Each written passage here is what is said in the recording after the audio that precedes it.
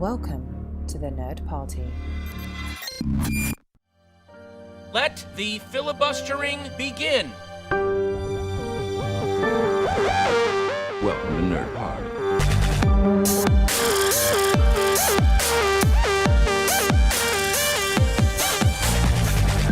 Hello and welcome to the final Filibuster of 2018. It's been a fantastic year to be part of this show, and I'm thankful to everyone who's tuned in, taken part, or helped spread the word about our show. It really means a lot. Hope you had a fantastic Christmas, and me and Dallas will be back in early 2019 with episode 150. Until then, to help you escape the in-laws, or if you're driving home for Christmas holidays, we have the second part of our best of 2018 interviews with an eclectic mix of talent.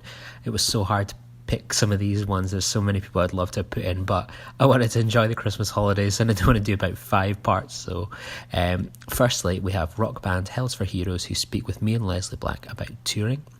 We have Ira Stephen Behr, the producer and writer of Star Trek Deep Space Nine, as he discusses What We Left Behind, the crowd-funded DS9 documentary, and much more with us. And we have extracts from interviews with comedian Brian Huskey, Elementary and Star Trek Deep Space Nine writer Robert Hewitt Wolfe, and comedian and X-Files actor Dean Haglund. And from our Fringe podcast series, we have interviews with Robert Picardo, Sylvester McCoy, and Sooz Kempner. Have a fantastic new year, and we'll see you in 2019 for more film talk, interviews, and festival coverage, and much more. I love you. Bye! So we reached out to you because we were fans, in the early 2000s, like Hells for Heroes, bands like that were who we were going to go see and rocking out to. And we booked tickets as soon as we saw this was announced. It was like, it's almost like a pilgrimage to our youth. What was it that inspired you to do like a 15th anniversary tour of the kind of Neon Handshake that obviously the band had been apart for a while and now it's, back together again? Why now? I don't know really. I guess we just kept getting hassled. And eventually thought, why not? We did some shows with 100 Reasons a few years ago. They were surprisingly a lot of fun and surprisingly successful in all ways, really. And I think we just thought, actually, we could do it again, and it'll be nice to do our own show. And it's all come together really, really nicely. I mean, it's always a surprise that people, still remember us because we haven't been obviously an active band for a while. But I think, there is something about that record that, I think it's the honesty or simplicity of the songs really that is quite easy to reconnect with. So I think when we got back in the rehearsal rooms, it was quite surprising that, the songs still, we were still feeling it. And I think by the looks of it, the people who come to the shows are too. Yeah, was there any fears for the two of you? Is that, like you're saying, you've not been an active band for a while, right, are people actually going to buy the tickets? Have the fans that came along to our shows, have they moved on to Ed Sheeran or something like that? Did you have any anxiety? All of those, yeah, definitely. I think the main fears, when we spoke to the agent, they were like, right, we want to put you in these venues and we want to put you in Shepherd's Bush Empire and this place here, and we were like, he's punching so far above his weight. We were trying to rein in his kind of expectations, but we've kind of been very pleasantly surprised at the amount of kind of traction it's had. And we've played the biggest shows I think ever in Bristol and Manchester and London. We're doing a couple of nights. Obviously we've got a great build, which helps, I think, because people are see that and think, I remember A and Vex Red and and it's we're really kind of touched, I guess, that that it's happened this way, which is a nice surprise. Absolutely. I guess, but it's pretty weird actually. I think the last time we headlined a show in Glasgow, we were playing the Barfly or something, just like a little club, and I think I've got a friend who works in music retail who said that every so often they get teenagers coming in asking for our record, and so that is surprising. And I think people also think that somehow that we were a much bigger band than we were. And it's just it's kind of I guess what happens when you sort of disappear for a few years and it becomes this thing that is in the sort of mystical past, and I guess it's just it makes it kind of exciting. What was it like getting the band back together? Like, obviously you've been inactive, you've probably gone on and done other things. What was it like bringing everyone together? Was it like thinking like this could be like a big holiday, we're all going to get back together, hit the road, or was it a challenge to get everyone involved? I think it's hard to get everyone together these days, you know, because everyone's got different lives and, you know, kids and all that stuff. But once we got back together, I think it was like weirdly normal. It didn't feel like that there was this sort of extended gap of however many years. It just felt like, you know, we just picked up pretty much where we left off. What have you found that has changed in 15 years? Like the band itself, you know, it's kind of picking up where you left off, but the music industry feels like it's hugely changed, or it's come back in circles. You know, there's streaming, and then there's vinyl. You know, there's more importance now on live gigs. What have you kind of found that's changed on the road in those 15 years? Well, good question. I mean, I guess for a band like us, it's like, you know, when we started off, streaming wasn't a sort of a big thing, and, you know, it was still very much in the record label pushing you to radio and MTV and stuff like that. Nowadays, obviously, you've got so many different more outlets, and so many ways to connect directly with people, that I think that, you know, there are alternative avenues for people to, you know, forge a career and, you know, forge an identity, which, you know, we're not an especially active sort of band in that world. You know, we sort of dipped our toes in the water, but, you know, you could see that that's the way people sort of seem to be, you know, the different platforms they're consuming, it's a horrible word, but it's the way that people are finding out about stuff, and I think that's great. You know, it's like, I'm old enough to remember passing around a mixtape, you know. I think we still are. You know, it's like, oh, here you are, record, you know, here's like 6 songs, play and record, and it's like, it's not all that long ago. I remember getting a copy of Kerrang, and it had a video, and it actually had night vision on it, and like a few others. I know, that's crazy. You know, I mean, I guess there's not much of a difference between that. It's just the way it's kind of like a bit more visual now, and everything's so more interconnected, and, you know,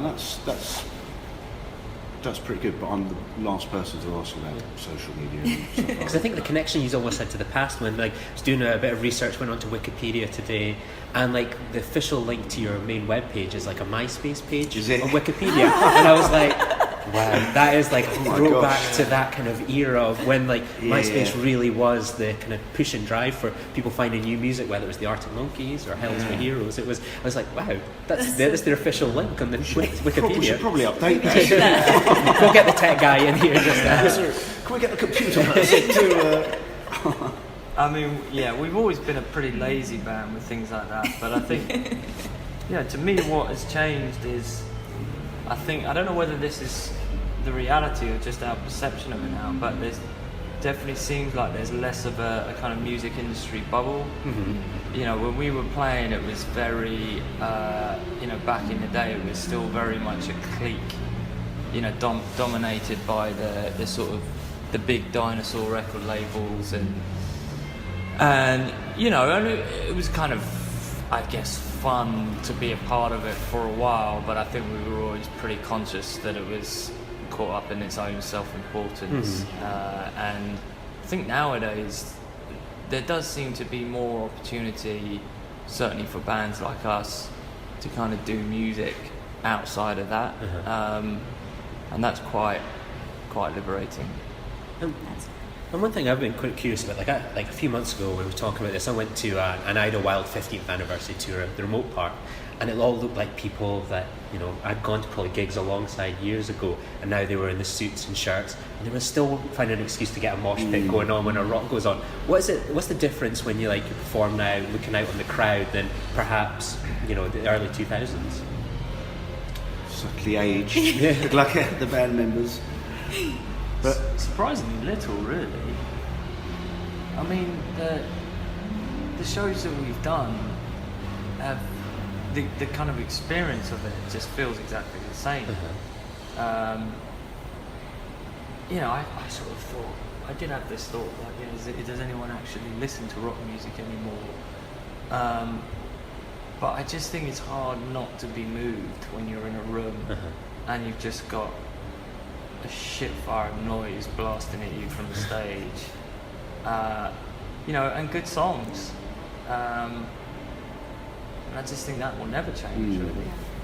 I was chatting to a couple of people last night after the show in Birmingham, and he was saying, we came to see you 15 years ago, and this is like one of the first records we ever bought and stuff like that. And it's kind of like, that's sort of the priceless side of it, that people have kind of got this thing which is in their life, which they revisit, and it's meaningful to them, and it's still got a place in them. And I think that's what makes these sort of gigs special, because it does feel like a communion of sorts between us and everyone there, because they've grown up with the record, and it's obviously a big part of our lives, but without them and without us, the ether there, sort of quiet. But when it sort of comes together, it's kind of like it's quite nice. Is it surreal seeing like the Neon Handshake now on getting a vinyl release as well? Like they're kind of goes back into the past seems to be where everyone's kind of diving into. I think people like records, don't they? They like sort of stuff. I mean, we probably only did a sort of small run, but I think people do like something which is nicely put together, and I still buy the occasional bit of vinyl. It's just quite nice to have something other than on your phone. Yeah, of course. Bit nice, you can. Because it kind of almost ties back into that MySpace was the streaming, and now it's like people want the hand vinyl, this press CDs, that kind of difference where it's more things seem to change, they stay the same. Yeah. It's also like, I think people just are just craving for the experience of shows. And we just have such kind of we live such remote lives. That is, everything is kind of mediated through a screen, and I think that just makes it all the more intense when you get people together in a relatively confined space. And I think that, for us, that's always been the most important thing about what it is that we do. It's like, our shows are just, they are different, and for some people different bad, for some people different good, but it's just it's not going to be a run-of-the-mill kind of straightforward rock show. It's always been an experience for us, just as much as the people that come to the show. We have no fucking idea what's happening at any moment in time. I suppose that's us, isn't it? We're back pursuing something we had years ago and stuff like that. Yeah. We booked the tickets. I think it was the pre-sale and things like But that. I mean, like, as soon as that first note starts, we have no idea what's going to happen. Like, genuinely, and it's like it feels totally outside of our control. And I think that's the most exciting thing about it. And then, it's like when you said about the pressure which you sort of feel, and in a way, as Justin was saying, it did feel very normal coming back in a room, but we're doing these shows with a long build up to them, and all that you really want to do is just kill the show completely. And that's just the one thing in your mind. It sort of keeps you sort of like super keen. Definitely. And you can't really sit on your arse and think, we could dial it in tonight. It's like, I mean, the shows, you just, it's 100%, because we're doing 8 shows or whatever. They might be our only 8 shows for the next 10 years or whatever, and it's like, it's just really important. Has it whetted the appetite to like go do it again, make it a full-time thing, another album, another tour, kind of mix it all up? Where do you kind of go from here after kind of going back? I don't know, man. I mean, I don't think we're even thinking about it. I mean, as I say, we all have different lives, but I think it's definitely sort of reawakened something that, whether that means we go and write some more songs, or we pop back and do the odd show now and then, or whether it fills us out into nothing. I've no idea, but it feels kind of fresh, and it feels raw, and it feels like honest. I think that the people would know if they came to the shows.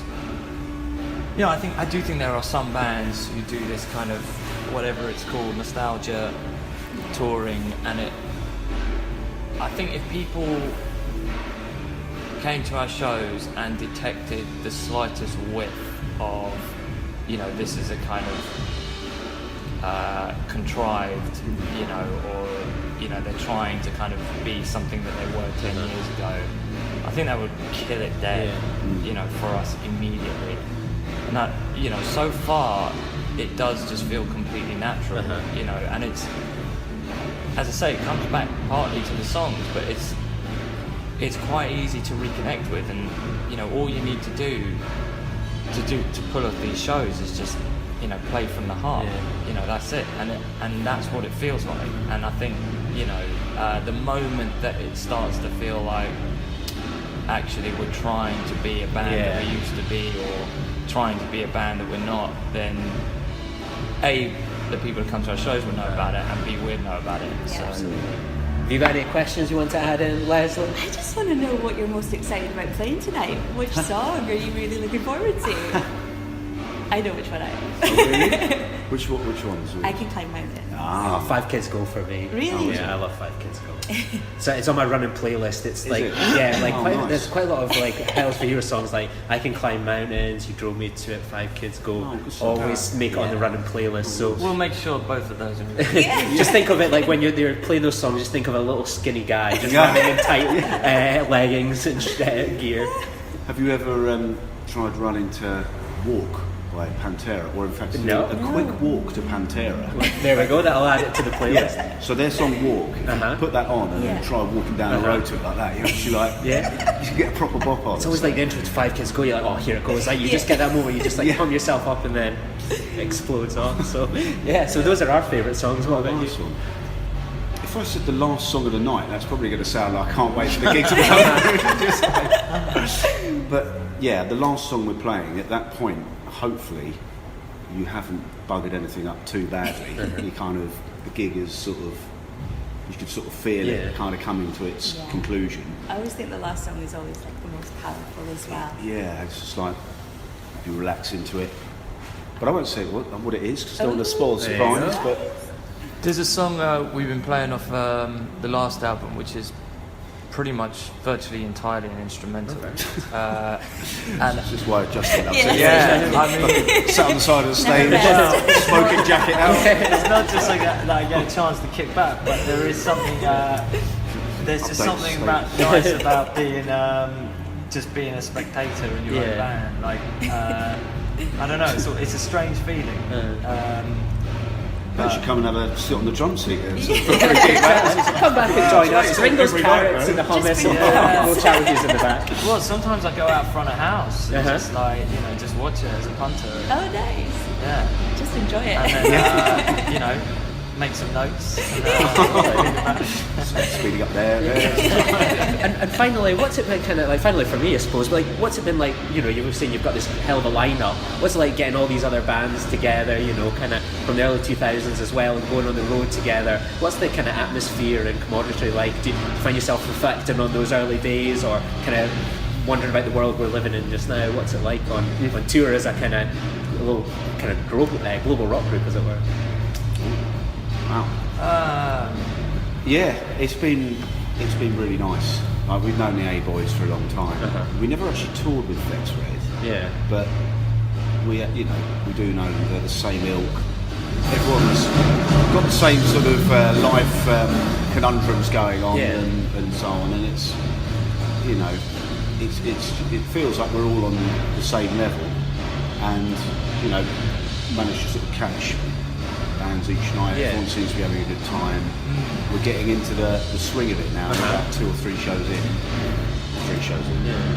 There's definitely no dramas, which is one of the good things. Is that different from the olden days then? Yeah, like, I think like when you're kind of young and doing this thing, it's like very easy to get just caught up in the whole sort of ego fueled mania of it, and that produces certain kind, you know, you're always kind of like, oh, are they like trying to get one over us, or, you know, is my, you know, have we got a long enough sound check, or is there, you know, a big enough rider, and, you know, it's just, I think now we just realise all of that was just bullshit. It just feels like much more of a good time. Sounds like it's a hell of a note 10 on it. Leslie, you got any last questions? No. Plus the rider is great. Absolutely. We enjoyed some carrots, we enjoyed some hummus, we enjoyed some beers, you know. This, you know, it's surreal for us thinking, you know, we watch you on stage and here you are, we're all kind of sat at a table together. It's crazy. It's a childhood dream. Absolutely. So thank you so much for joining us today. I really Tell us appreciate about it. your podcast. Then. Yeah, so I've been doing my part for 2 years now. So we do interviews with people from kind of all around the world. So we do a lot of film festivals, and kind of I like to seek out people that I'm interested in talking to, or I think I've got a bit of an interesting story. So I interviewed last week, I don't know if you're familiar with him, Brian Huskey. He's like a comedian, actor. He's been in like Conan O'Brien, Arrested Development, Curb Your Enthusiasm. So it's people like that, and then it could be someone that was like a writer on Star Trek or you guys. So it's all kind of something a bit different. So there's hopefully people can tune in one week and like, oh, that's maybe for me, it's some fun. But this is one I was like so active to get. I was like, I messaged the Facebook page. I was like, oh, they're really interested in an interview. Here's some of my samples. This is what we're kind of about. And then like never heard anything for a few days. I was like, I'm not going to give up on this one. Send one again. Would you be interested?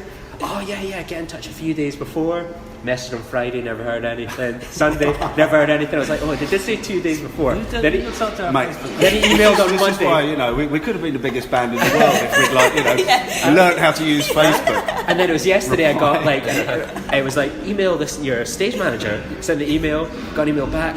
Yeah, that's fine. And then there was an email to me just as I was leaving the office. Like, what's this for again? I was like, oh, it's for this podcast. It's still okay for 5 o'clock. Yeah, that's fine. And then I think we were like 20 minutes away, and they were like, well, we're ready early if you want to come round. Yeah. Okay. I messaged them, oh, I'm here. Who's Lee? just message you back and forth. I know. That story makes us sound a whole lot bigger than we are. We've had about 6 different leads emailing today for different interviews and stuff. So yeah, that's our podcast, and we have a few different ones. So we've got a Star Wars one, and a nerd couple talk about their life together. So it's all a bit different. So mine's really cool about interviews and things like that. So film festivals and bits and pieces. So it's been pretty awesome, really. Yeah. Nice. But no, thank you so much. I really appreciate you taking the time and stuff. And I'm really looking forward to tonight. Oh yeah. You'll see us rocking out front and centre. Oh, lovely. But no, thanks for coming. That's no problem. Thank you. Hi Ira, how are you? Cool. We'll just go around. Do you want to start? Yeah. So obviously, I grew up obsessed with Deep Space Nine. It was the first show. I was 12 when it aired, and it was the first Star Trek show. I was already obsessed with Star Trek, but it was the first show that I kind of got to watch from the beginning. Right? I'd love to hear a little bit more about kind of the genesis of the documentary. Why revisit it?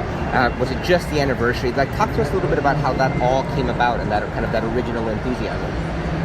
Well, it all came about because in 2012 I had an opportunity to see Avery Brooks at a convention in Las Vegas, and for the past 13 years I had not been to a convention, but I had definitely been thinking about, if not obsessing about, Avery Brooks. And he was the most fascinating man on a lot of levels that I ever worked with. And I just got fascinated by the idea of what would happen if I met Avery again.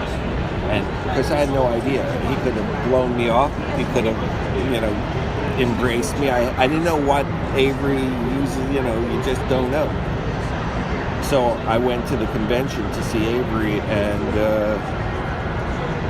he hugged me for about 5 solid minutes. Now think about that, 5 minutes. It got so uncomfortable after a while. People were looking okay, this is getting ridiculous. This has to end. And it was fantastic. It was great. He was in a great mood, and it was a tremendous reunion. So I was in a good place, and I was standing in the convention hall maybe the next day, and Dave Sapone came up behind me, and Dave had interviewed me, or Bill had interviewed me for a bunch of docs. The captain's close-up, Get a Life, Chaos on the Bridge. So I knew these guys, and that's how I got friendly with Bill. So Zapone comes up behind me and goes, "Hey, let me ask you a question. we're thinking about doing a Deep Space Nine doc, and Bill's not going to do another Star Trek doc, you know. I mean, we've done 3 in a row or whatever it was, and he's just not going to do another one. So how would you like to be Bill Shatner and interview all the actors? No, I had never thought about doing a documentary in my life, nor did I know what it entailed, really. But I was in such a good mood and on such a high from seeing Avery and just being back amongst the fans and everything.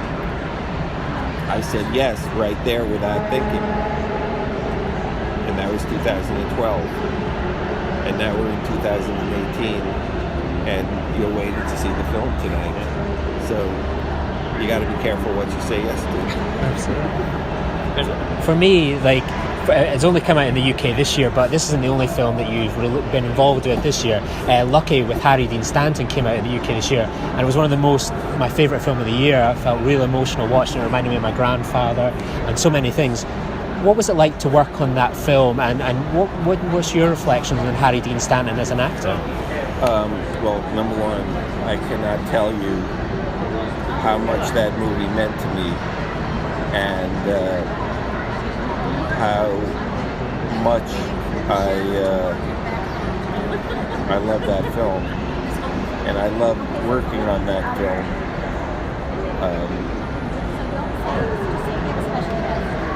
It was pretty magical.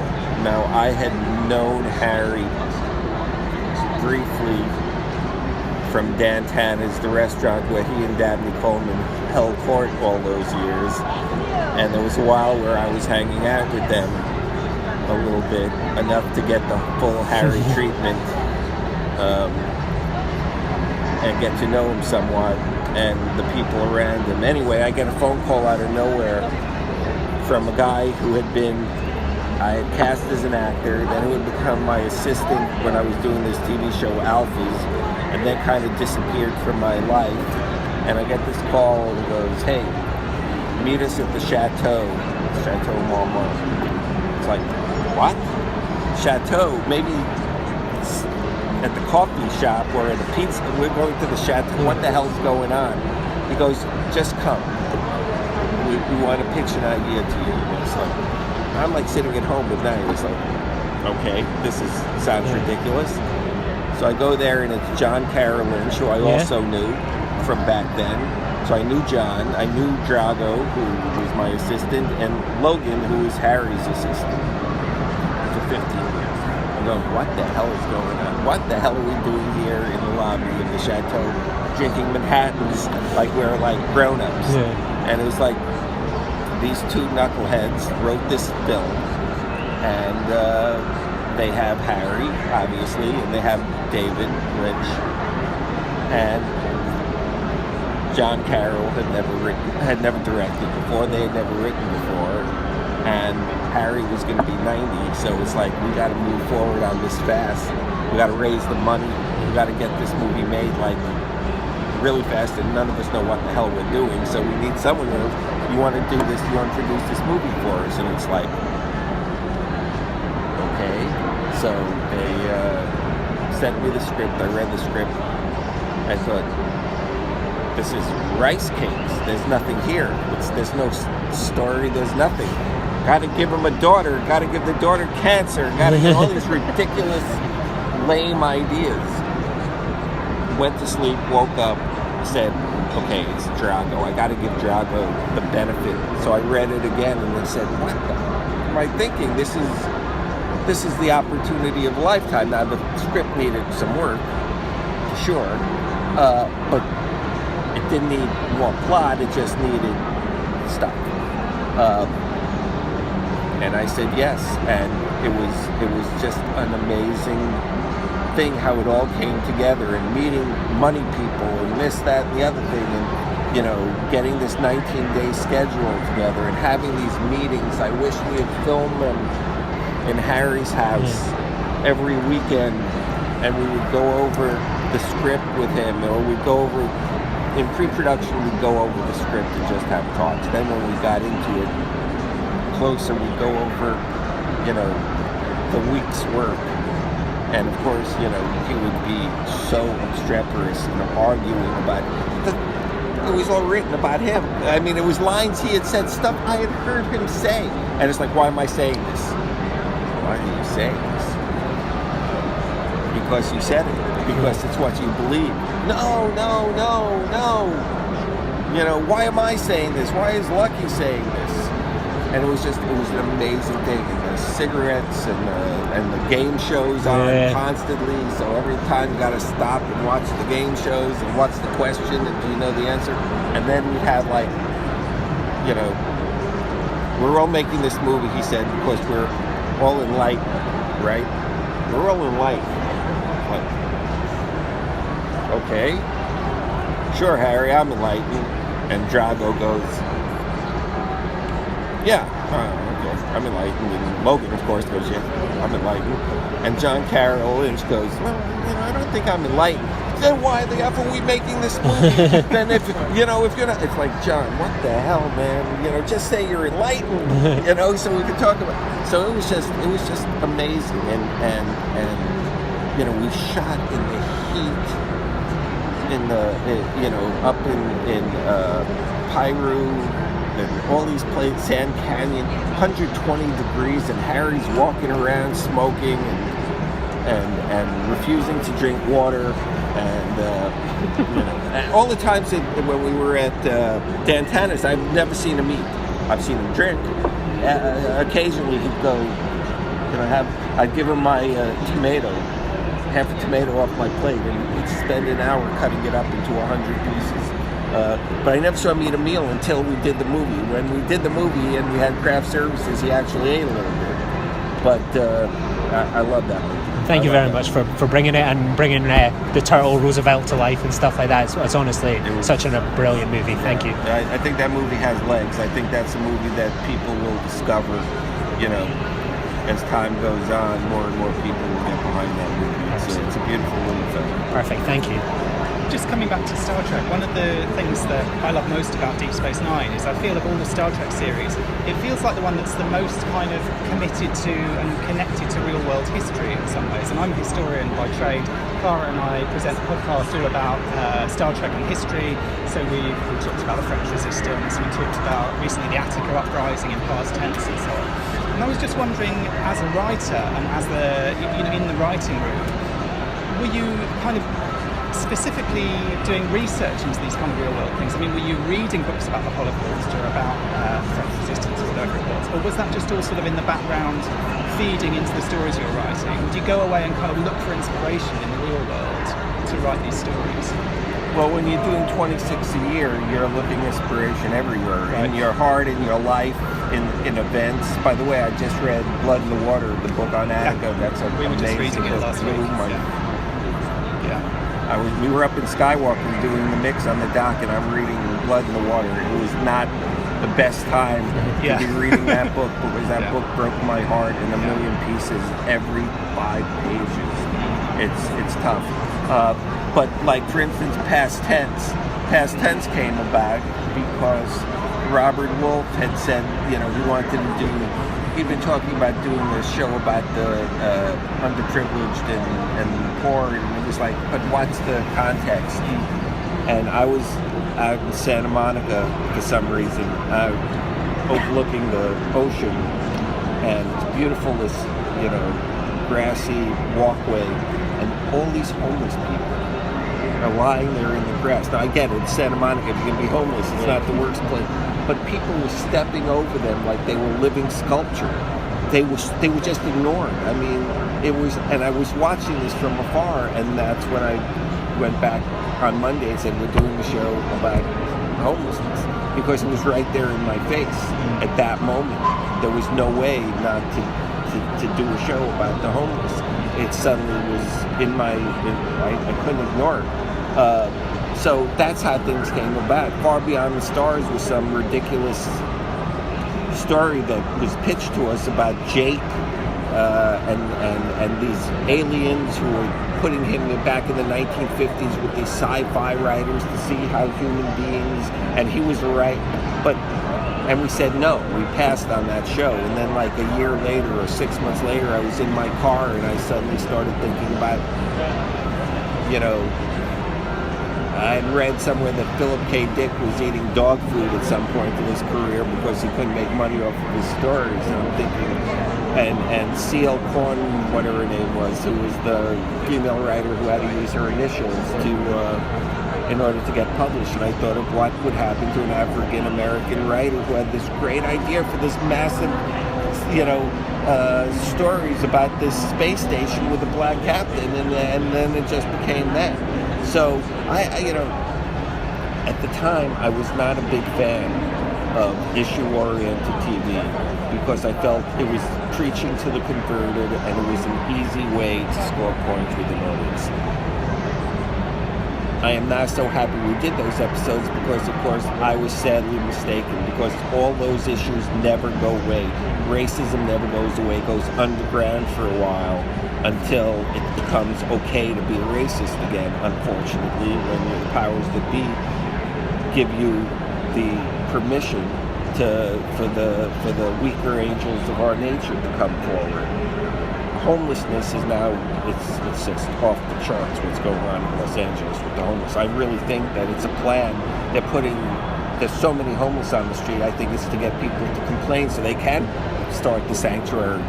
I mean, there's something, that, you know, and in terms of the historical record, it is so broken in America that no one knows jack shit about anything about history from 10 years ago. Forget Vietnam or anything like that. Attica, they don't know what frickin' Attica is. They don't know what Dog Day Afternoon is. They don't know who Al Pacino is. They don't know who walked on the moon, where there is a moon, you know, where you know, what is the moon surround. I mean, it's pathetic. We live in a world where technology has given us access to everything, all human knowledge, and all people have no interest in knowledge because it's at their fingertips. They don't have to work for it. Are you talking about me? Yeah, exactly. 100%. Perfect. It'll be a good interview. Vaughn Armstrong, ladies and gentlemen. No, whatever. So one of the characters in Deep Space Nine that I've always thought was a brilliant character was Golden Hat, because he's the villain, but he thinks he is the hero of the show. And it's almost like there could be an alternative Deep Space Nine where Picard is like the Cisco character. And I want to know if that was a deliberate choice to make him somebody who was really a very complex villain, who thinks he's doing what he's doing for the best, like the good of his people, even the good of majorities. Well, a lot of it had to do with Mark Limo, who played it, as you said, as he was the hero of the show. We got a big kick out of that. I loved the character. What I did not love was the fan mail we were getting. I mean, people were drawn naked. You know, it would be Gul Dukat in the Cardassian makeup from the neck up, and then there'd be these naked pictures of him with his junk hanging. Is this going to be in the documentary? I want to see if that's a big screen. There's a lot about Mark Limo. Mark Limo, I think, of all the actors, but he was a fantastic character. But I did not like the fact it's like women who marry serial killers. You know, just because he had a daughter, and just because Hitler liked children.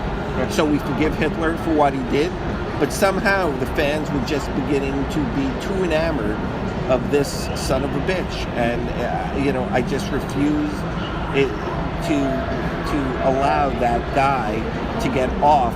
You don't kill 15 million people. You're not part of that system, a big part of that system, and think, you know, you're okay because you know you have a heart. You know, so ultimately I had a heart, and Mark hated every time I called him a Nazi. You know, all he kept doing is he was following orders, and he was a good soldier, which is a freaking Nazi, you moron. but so I'm not one of those women. Yeah, I'm not. I just want to emphasize that. But no, he's a fantastic character. He owned that stage when he was on that stage. When he was in those dailies, whenever he made Avery step up his game. Any actor, just like Avery made the other actors step up their game. So yes, Gul Dukat. Really quickly, tell us the story of your Deep Space Nine ring. I just noticed it. Well, this was the ring we gave out as a gift. This was the true gift at the end of the show. Right. And of course, we always gave out gifts. We gave out, one year it was underpants with a 9 in the front and the wormhole coming out the back. We gave a Beavis and Butthead T-shirt for Deep Space Nine, but this was the one. And inside, if I can get it off, it says "Lest We Forget," which was from the John Wayne, John Ford film. She wore a yellow ribbon when they gave him the watch at his men as he's retiring from the army. Lest we forget, and we handed it out to everyone. And Barry Jenner, who played Admiral Ross, came over to me literally with tears in his eyes, and he said, "My father and I used to watch She Wore a Yellow Ribbon when I was a kid, and he died." And when he saw that no one else seemed to know, but he looked inside, so Lest We Forget, and he just broke out in tears. So someone got it. Amazing. Someone understood it. So I don't wear it all the time. I just wear it when I do the interviews for the doc, which everyone should go see when they get a chance, because it's good. Perfect. Well, thank you very much. Thank you very much. All the best. Appreciate it. Cheers.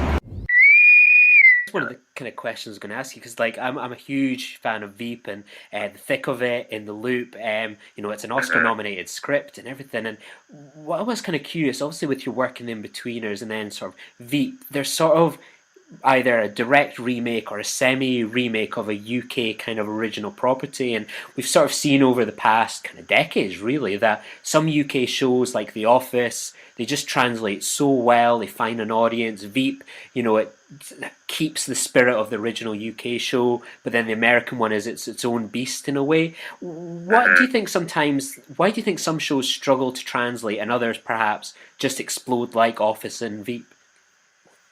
I think it's interesting, like The Office.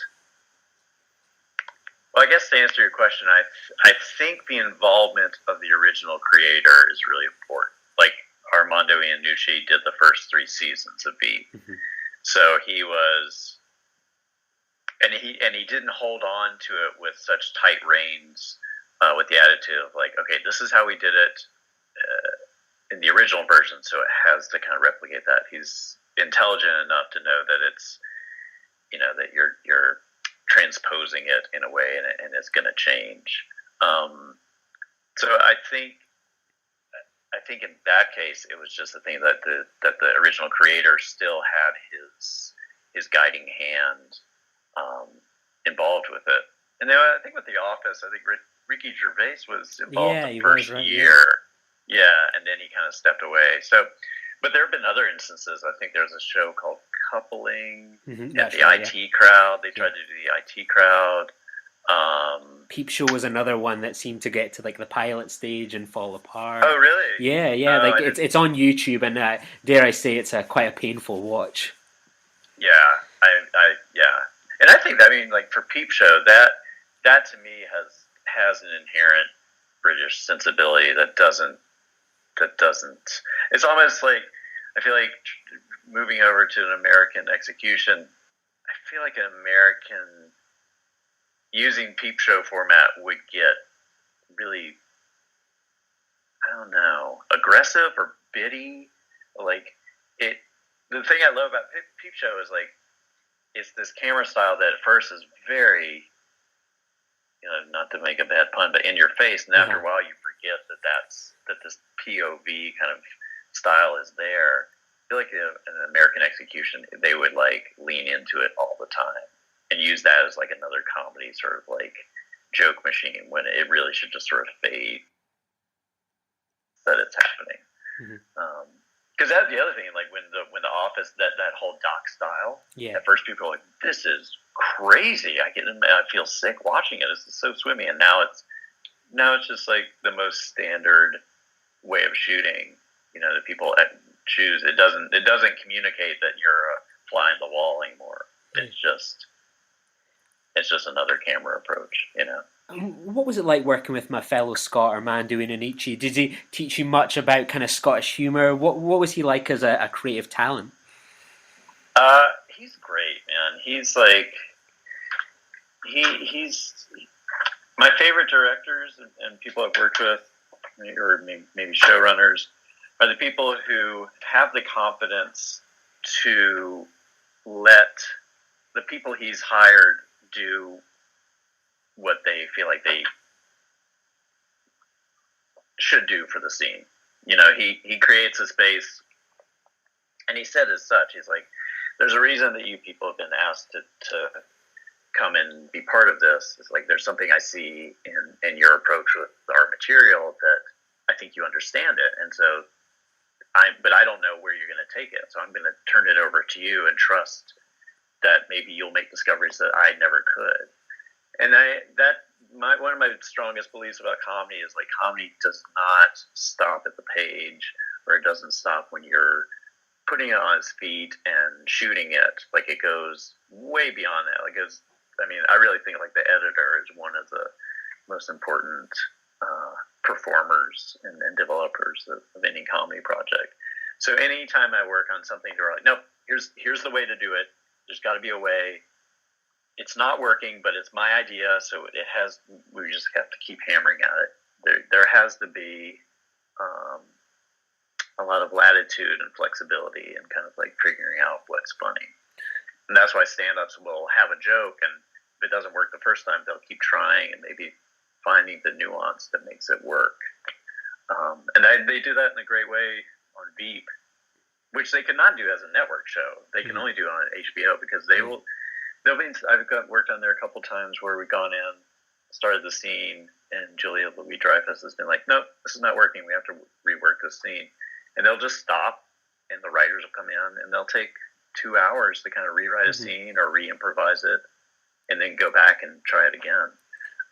And that's like a luxury you just don't have on, ABC and BC, that kind of thing. With like Veep, they always seem to have a bit of a trend of sort of British actors becoming directors on the show. I always think of Chris Morris, who's created some brilliant work as an actor, and then a creative talent, things like Four Lions. What's it like working with a director that you know is sort of an actor? Is there a sort of different relationship you get with a director like that? Well, I'll say like Chris Morris, The Brass Eye, and Jam are two. Those are two other like head-cracking open comedy discoveries. So when he directed an episode I did, that was a thing of like, oh my god, I'm pretty terrified, in an excited way. But the difference I noticed, like with him and Addison, is that they'll kind of participate more in the I guess the rehearsal, or the sort of, I'm not really sure, because Armando does this too, but he does it from a more kind of like, I'm going to step back and watch you guys. I mean, this is funny because Chris Morris literally would kind of we'd be running the scene, and he'd come over and just kind of put his head right next to yours and look at the other guy, and then come around. So if it had been Chris Morris, I would have been like, who's this weirdo? What's he doing? But there is something that I liked about it. That it's like, oh, he's getting in there with us and being us for the scene. And then as a result, he had these great suggestions just based on getting in our kind of like zone and seeing like, okay, you're looking at me this way, so maybe it would be funny if you said that. And if he had watched it from the outside, I don't think he would have had that perspective. So I don't know. I think everybody's different, but there is a danger when the director's an actor that you feel like you're getting a line reading, or you're nervous about like he has a better way of doing this and I'm not doing. A little comparison stuff. That's my own insecurities. But I'm an actor, so that's part of my job. Absolutely. I think there's every actor out there probably has all their different insecurities, and that's what drives them to be kind of top of their field. And another Scot that you kind of worked with was Karen Gillan in Selfie, and it's such an interesting show to sort of look at, because you have someone like Karen Gillan. She's going to be in probably the two biggest box office movies of this year. The new Avengers, and Jumanji continues, and then you've got John Cho. obviously that show only lasted a season, and then you've got these people that go on to be huge stars. Do you think like comedy is too easily cancelled these days, that shows perhaps in the 90s and 80s would be given that breathing room to continue? Now it's quite easy to just say, oh, we'll cancel it and something else will come in.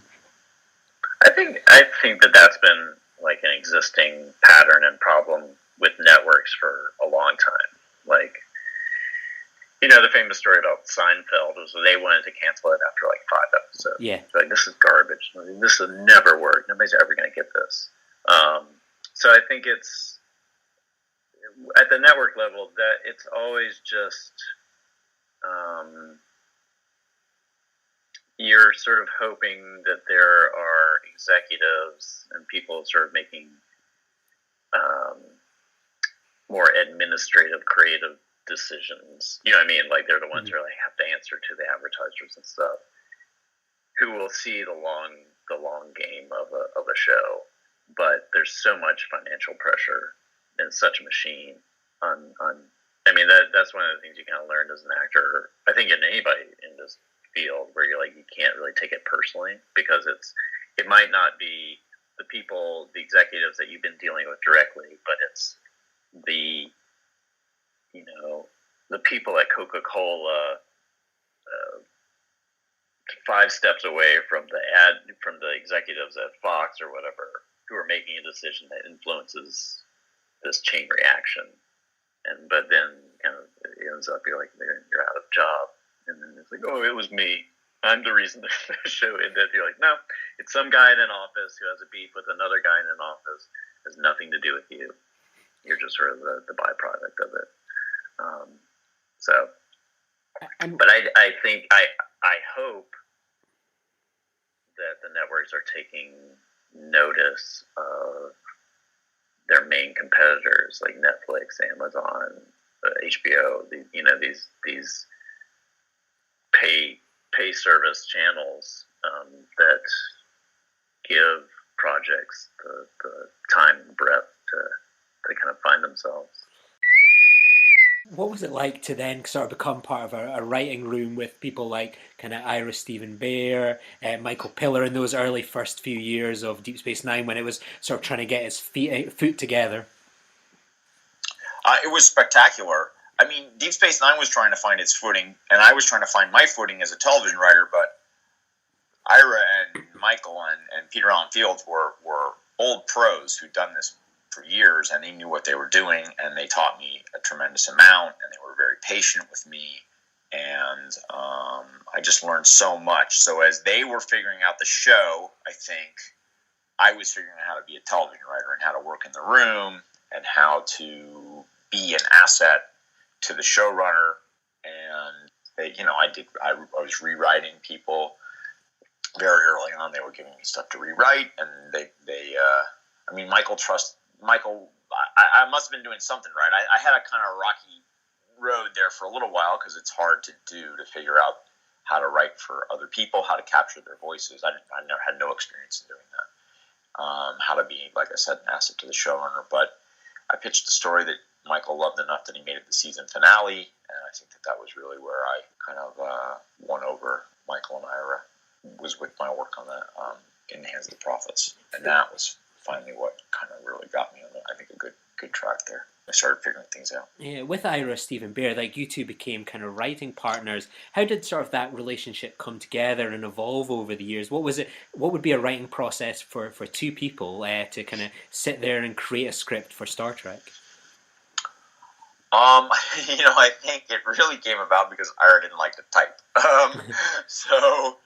So he didn't really like sitting at a keyboard, working at a computer.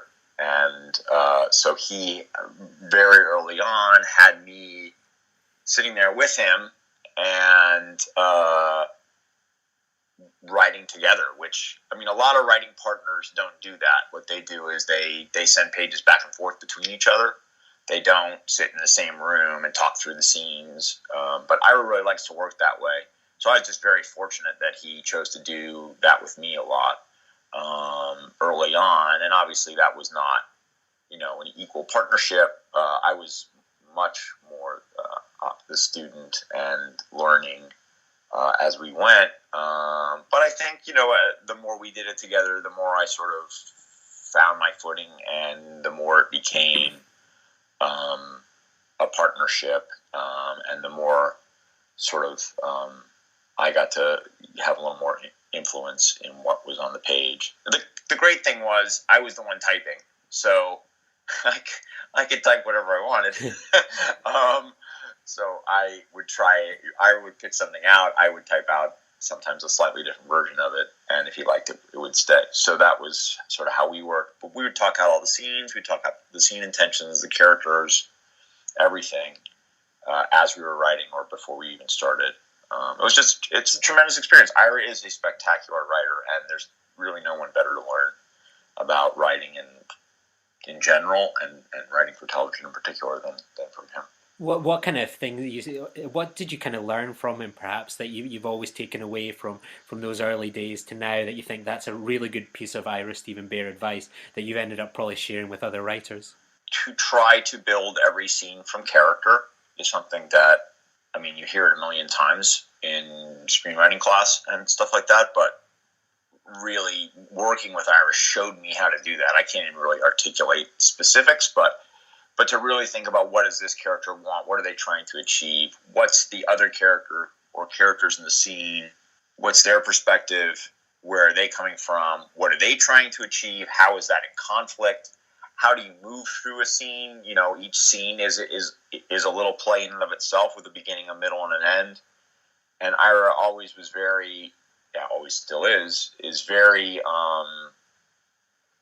focused on making those approaches to the scenes organic, but also not repetitive, so that there's always something, so that from scene to scene you're not just doing the same set of tricks over and over again.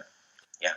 With you and Ira, whenever I saw your two names come up as written by or story by, I always considered you two sort of the big dogs of kind of episodes that you saw. If you saw those names, you thought, oh wow, something big is kicking off today, whether it was the plot line kind of moving forward, a big introduction, a season finale, something like that.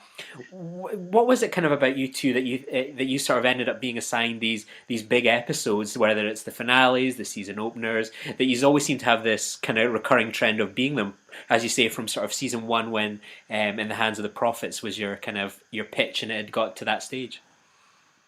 Typically in a television show, the big episodes, like the finales, are written by the showrunner, the head writer. And Ira was the head writer as of the middle of season 2, because Michael went off to do Voyager. So it was really about, Ira was really the big dog, and I was his mini-me a little bit.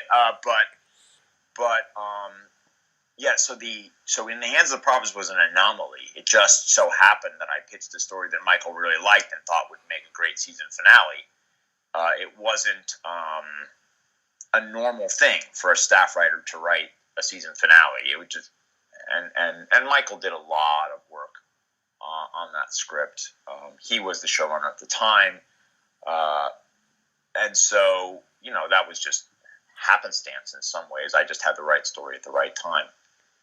Subsequent to that, Ira was the showrunner, and I was his junior partner. And so he took on a lot of those bigger stories, as showrunners do, and I had the benefit of sort of being along for the ride.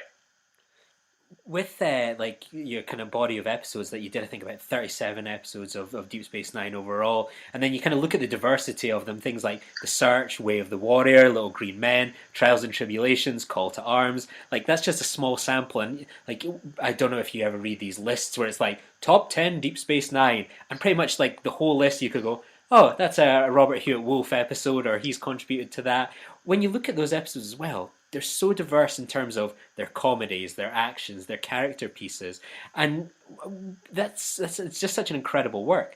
What kind of, when you think of episodes like, say, Way of the Warrior, for example, where you're tasked with introducing a new character into Deep Space Nine, what's your kind of process for going about that bringing Worf, say, from Next Generation into Deep Space Nine? What are kind of the pressures of something like that compared to, say, a comedy episode? I think the truth is they're all hard. They're all hard in their own unique way. the big move episodes,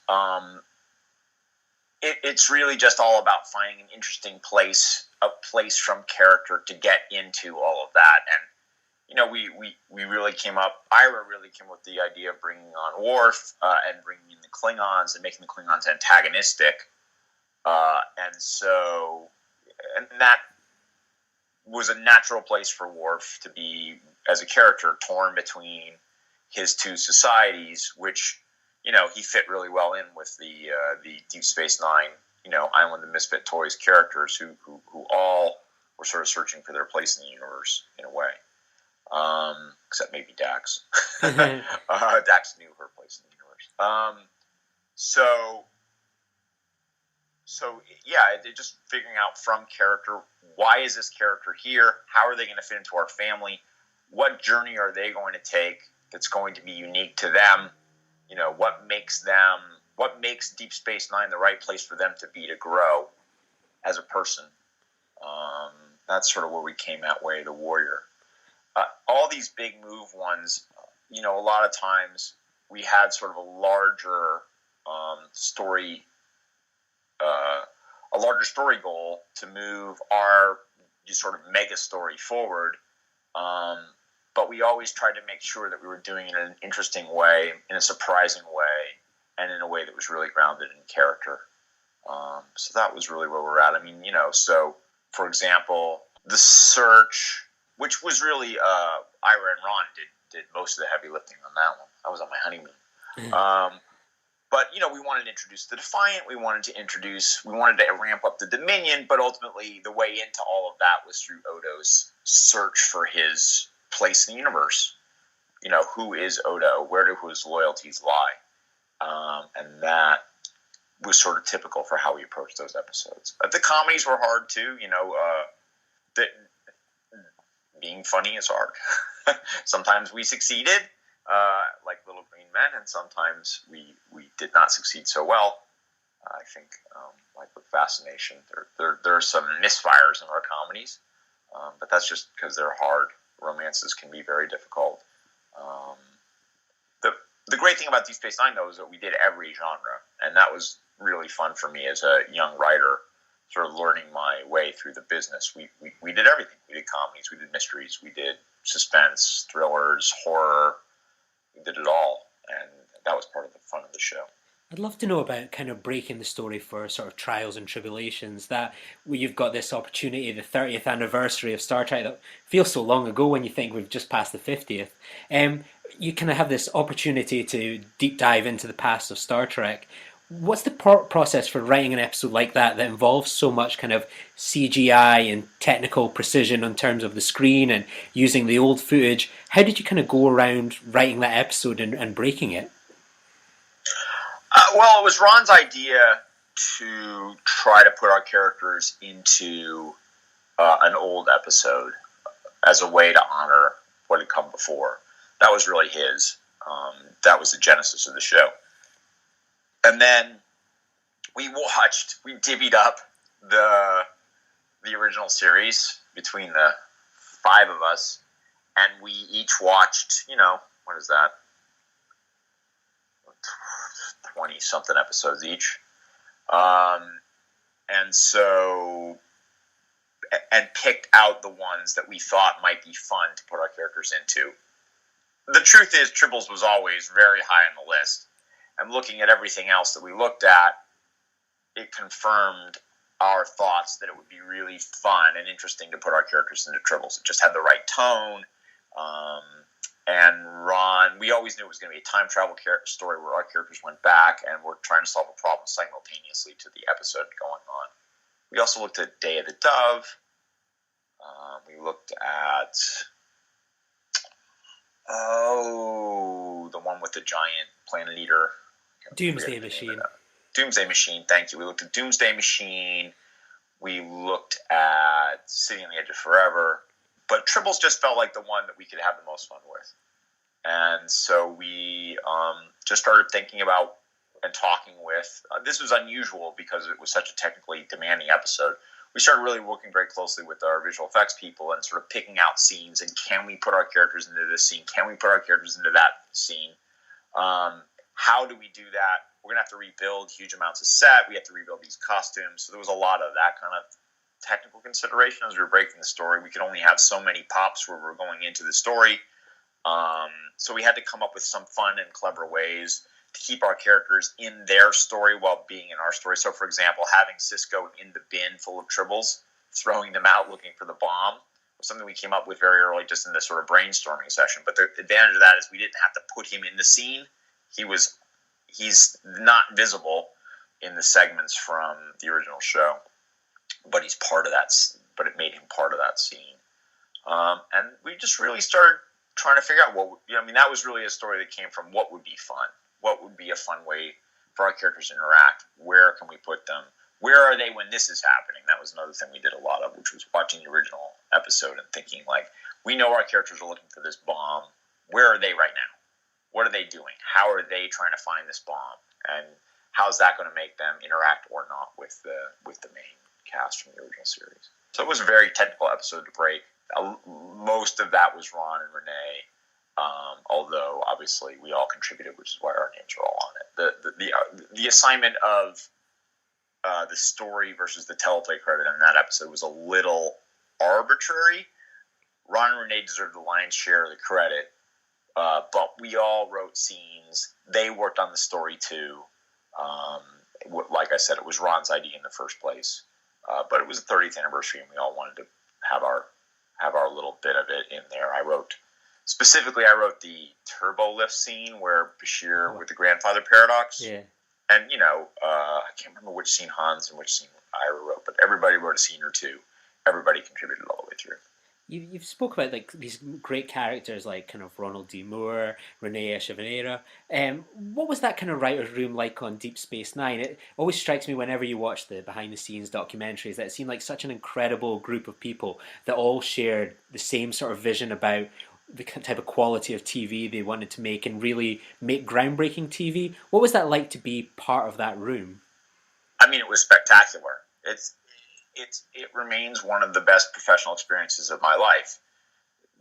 That was a room with, some very talented people, all of whom, have gone on to create and run their own shows, or had done it before.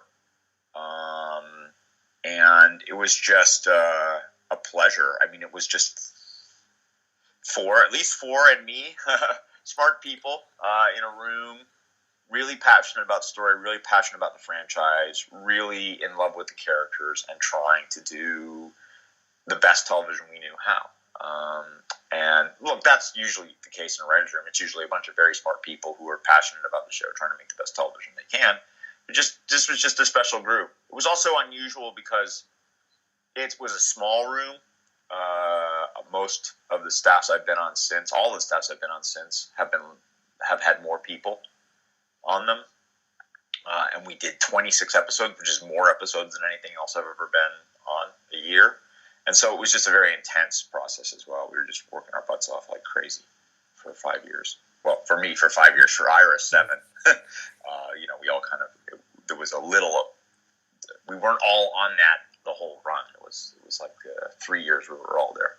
With kind of, you mentioned there that you did a 5-year run that you kind of left at the end of Call to Arms. That was it a tough decision to sort of leave Deep Space Nine for the opportunity to work on Andromeda? Did you kind of ever think, I wish I'd stayed? Obviously, it kind of ended with this big kind of call to arms for this war. Do you ever think, I wish I'd stayed and been involved in that? Or what was the kind of feelings like kind of leaving this this place that had been such a home for 5 years? It was incredibly difficult. It was a very difficult decision. I didn't leave for Andromeda, actually. I left because I had a feature film that looked like it was going to go. And to be honest, I was really burnt out. I'd been there for 5 years, 26 episodes a year. And I was pretty tired, to be honest. But yeah, I've there's been a million times where I thought, I should have stayed, It probably was for the best. I really was kind of worn down. Also, I needed to stretch a little bit in terms of doing my own stuff, running my own writer's writer's room, which was something that, that was always going to be Ira's room. And I was the junior writer the entire 5 years I was there. I was the junior most writer. So it was, I thought, important at the time for me to try to grow as a writer, and sort of take off the training wheels of being on Deep Space Nine in a way. But, it's a decision that was difficult at the time, and it's definitely a decision that I've, rethought over many times subsequently. It was such a great experience. It was so hard to leave. It was such a wonderful place to be. I learned so much, and I love all those guys. But at the time, it felt like it was important for me to move on. And it's probably still, even as I think back, it was probably still the right decision. And then with kind of like becoming like starting to get into the acting, and as you're saying, you're sort of doing bit roles. Sort of then, how does something like the X-Files come along? Because over the years, you've had Stargate and now Star Trek. They're all sort of based up in Vancouver, British Columbia. What's that sort of industry like up there for an actor to be sort of so close to Hollywood, but in Canada? Yeah, well, you get a lot of what we call day player roles, So you have a resume that could be 3 to 4 pages long, but no one could still know you because you've always been the guy who had 1 line, 2 lines, and this and that sort of thing. X-Files was a rare phenomena because the Lone Gunmen originally were just going to be that. They were just going to be 1 episode, a couple of lines, a fun bit. But then it was the early days of the internet, and that resonated with the fans who were already in news groups and TV X-Files. And they saw the gunmen as a reflection and proof that Chris Carter and all the writers were lurking in their news groups and getting lines and following along, which was true. So there was a symbiotic relationship between the fan base and the Lone Gunmen. And so they would bring the Lone Gunmen in again and again just to stir up fan chatter on the news groups. And so, yeah, we're one of probably the very first in television history to have that kind of internet strength form the television casting process. And how familiar were you with the X-Files? So it was obviously quite early days before when you made your first appearance. Had you watched any of it? And when that sort of script came through the door, what was your sort of reaction to this role? Because obviously it's slightly different from being sort of a drug dealer and a junkie. You're sort of, this lone gunman, conspiracy theorist. It's quite a different character. Oh, for sure. And my agent said, he says, I don't know, it's FBI. It was just another role, another day, another audition kind of thing. And I remember going to that audition, and it was clear that even the producers and the writers didn't know what they were looking for, because quite often actors will find that you go into the audition room and there's 8 to 10 guys who look exactly like you, same hair color, same build, and you see each other at the same auditions over and over again, particularly in Vancouver, where it's a bit of a smaller community, but at the same time, very active. So you keep going in for the same thing, and there's all the guys with long hair and stuff. But for the X-Files, suddenly there was all these other comedians. There were these huge guys in military fatigues and bald heads. They were casting a wide net for the Lone Gunmen. And they had no idea what they were looking for. I come in, I didn't wear glasses, so I just had the long blonde hair. And I thought the audition was kind of dumb because that first scene in season 1 called EBE, I'm actually on the phone for a chunk of it. So I'm just pretending I'm on the phone while the 2 casting agents are reading Byers and Frohicke's lines and Mulder's lines amongst themselves while I'm just staring at them. So I think I'm kind of, spinning my tires and wasting my time here a little bit. But then they kept bringing me back and having me read with other people as they try to figure out how to cast the 3 of us. And they had such trouble that at one point the director said, well, the 3rd guy should be sort of short and weaselly like the first assistant director, Tom Braidwood. And they said, oh, well, Tom's had acting lessons. He's gone to university to do a drama degree. Let's just give it to him. It's just one line. And then lo and behold, as they kept bringing us back, Tom had to be both first assistant director and actor at the same time. What was it like? Obviously, there's the three of you all together.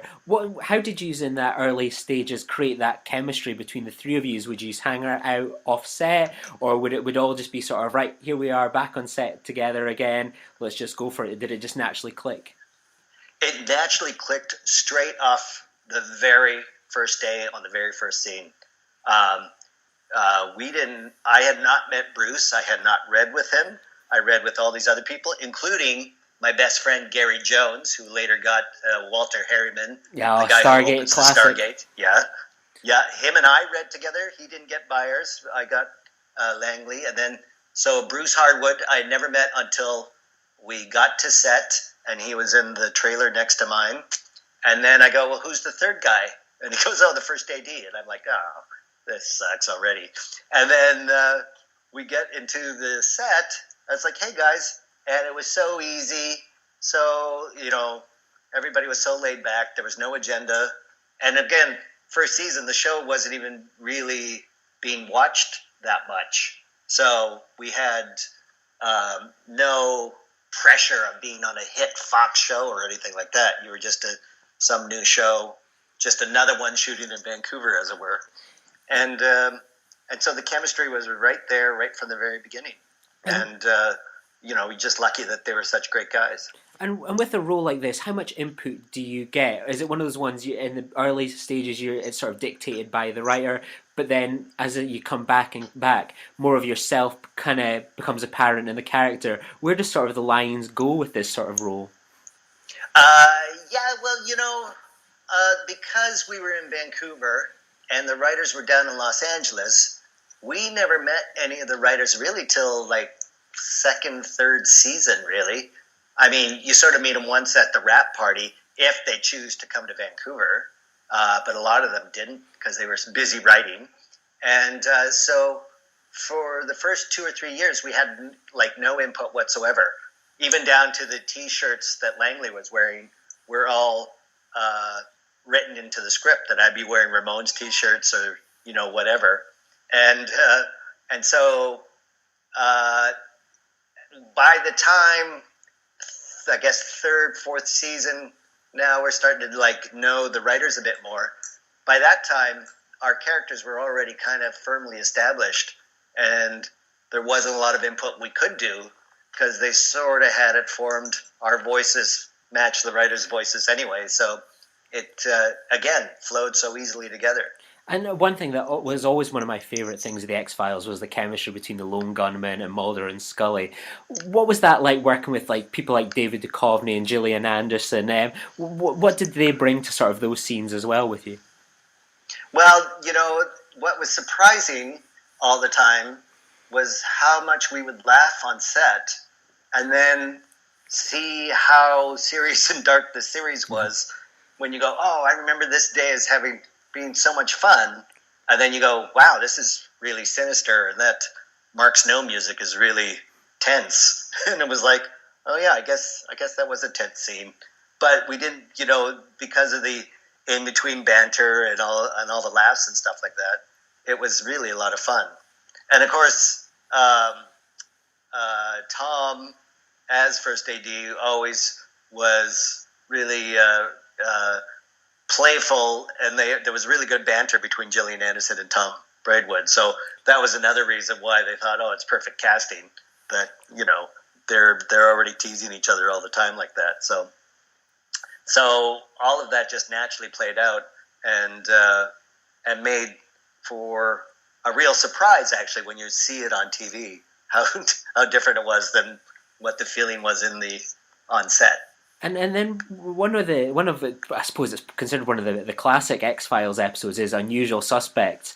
And friend of the show and huge X-Files fan Mark O'Brien, I had to tell him I was going to be talking with you, asked about this episode, and he was like, what was it like for you guys to take the lead? And then what was your thoughts when you got to find out the origins of your characters, and how much were you perhaps involved in that? And what kind of pressures came with this episode of being, this is X-Files, like its absolute peak, the movie's on the way, and you guys, it's all you, and Mulder and Scully are all but non-existent in this episode.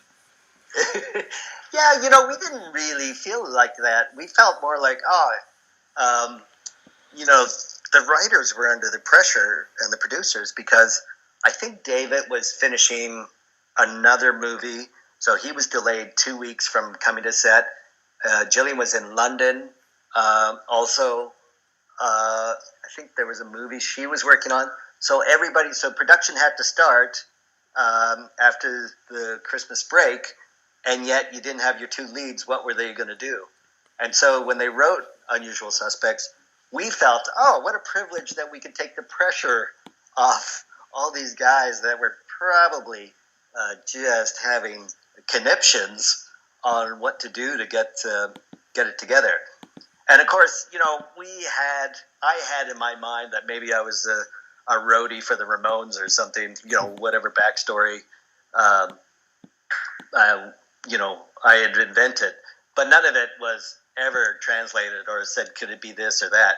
It was just a great thrill to see what they created. And Vince Gilligan, who did Breaking Bad and Better Call Saul, pretty much wrote that episode, and then everyone else pitched in afterwards. But that was mostly him, and so it was really cool to have him sort of create the backstory and also the really fun stuff of like gambling with Dungeons and Dragons and my Kung Fu's the best.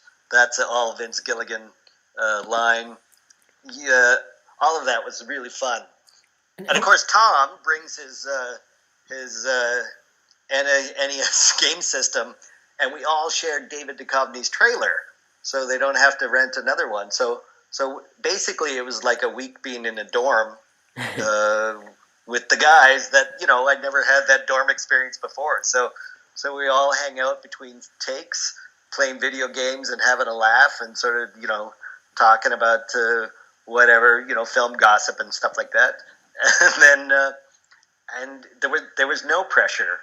Actually, Kim Manners took it really seriously. He was directing that episode, so he had the whole show in his mind and knew exactly what he wanted. When Kim Manners directed you, you had the luxury of really being assured that it was going to be cool, and you didn't have to, go, do I have to double think what this director's doing to save my performance or anything like that. You'd always be assured Kim was going to steer you right. And then with that, there's almost like a backdoor pilot to sort of the Lone Gunman TV series. When was the moment you realised that you were going from perhaps like recurring guest star on the X-Files to, series regular on a Fox TV series? What was sort of the process for getting you involved in that, and how long did it take to sort of come to fruition? Well, that in itself is a story. So much so that I actually drew a comic book called Why the Lone Gunman Was Cancelled. And I printed 1,000 of them. It's all written and drawn by me. Those have sold out at the conventions, but you can still get a PDF version on my website at deanhaglund.com. And we'll be sure to put that in the show notes if anyone wants to seek that out. Yeah. It has, it's a direct download. deanhaglund.com, and you can find all sorts of stuff there. But Why the Lone Gunman was canceled is also a story of how it came together.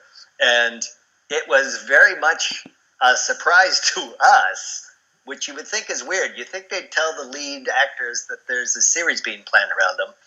But as Frank said, they had just canceled Harsh Realm, or did they just cancel Millennium? I think it would have been one of the two. Yeah, probably both at the same time, I think. Yeah, I think that's right. Because then Glenn Morgan and James Wong, the network said, you can just go back writing the X-Files. And they were so mad they wrote an episode that they thought would never be filmed. And that episode is the Peacock Brothers called Home. And if you don't remember Home, it's a bunch of inbred brothers who impregnate their own mother, who is limbless on a skateboard under the bed. And that's the only X-Files script that when I got, it just happened to be in my agent's office. And I read like the first 5 pages and I put it down because it was so creepy and it was so scary. And they specifically wrote it as to be so toxic as to be unfilmable. But everybody at the production office went, oh, thank goodness Glenn and James are writing the next one. We don't have to worry or even look at it till 3 days before production had to start. And then everybody went, how are we going to film this thing? So that's the tangent. That takes us to, they knew they had an option to do another series. And as they were thinking about it, they said, oh, remember The Unusual Suspects? Why don't we just show that and just do a spin-off of The Lone Gunman? Because by that time, the internet, and we were already, with Apple computers, we were brought up for the launch of their operating software called OS X with the X and the X-Files. And so we were already kind of doing a lot of marketing and extracurricular stuff with the X-Files. So it was kind of an easy broach. But they never actually at any moment stopped to go, hey, would you guys be into doing a spin-off series, until it was already announced in the trades. Wow. So we thought, oh, well, maybe we're not involved. And the story goes on from there. It's so long and complicated, you have to get the comic book. And then with sort of the Lone Gunman, when I was sort of first expecting to watch Lone Gunman, I thought it'd be like you three going on adventures, but they brought in a couple of new other characters as well. Kind of looking back on the Lone Gunman, what's your feeling and taking away from that kind of period of time? Have you got any like regrets or moments you just think, oh, that was just such an amazing experience? And I suppose adding to it as well that it's almost impossible not to think of the Lone Gunman, and I always associate almost with 9/11 in itself. That for people that have never seen it, the first episode is about people wanting to hijack a plane and put it into the Twin Towers. Yeah. The Lone Gunman's got this sort of weird, kind of interesting history with that. What's your kind of feelings looking back all these years on that series? Well, it's funny because a lot of people who've come to me at the conventions over the years say how much they loved it, and also, how relevant it is nowadays when they watch it in the last 5 years. If you watch the reruns, it has more resonance because I think the show was slightly ahead of its time. I think the writers were really delving into a lot of the issues and the conspiracies and that sort of thing, and following a tangent that we were all ensconced into. So we were already in that world. And I think that pilot episode very much had the bizarre coincidence of us stopping a plane from flying into the World Trade Center. But even more bizarre was the reason the government was doing it was to start an international war on terror. And Vince again wrote that episode. And he said he got the idea from a Tom Clancy novel. So that when the actual 9/11 happened 8 months later, it shook a lot of the writers in a profound way. So the reason they brought in the other characters, specifically the dumb guy Jimmy Bond, kind of the all shucks guy that we bring into the office, was there were a couple scenes where we're all supposed to be kind of nerdy egghead conspiracy theorists. We would not discuss out loud, how the self-driving car works or how this piece of technology works. So you bring a guy in then that you have to explain everything to, and then there's some comic relief and that kind of thing.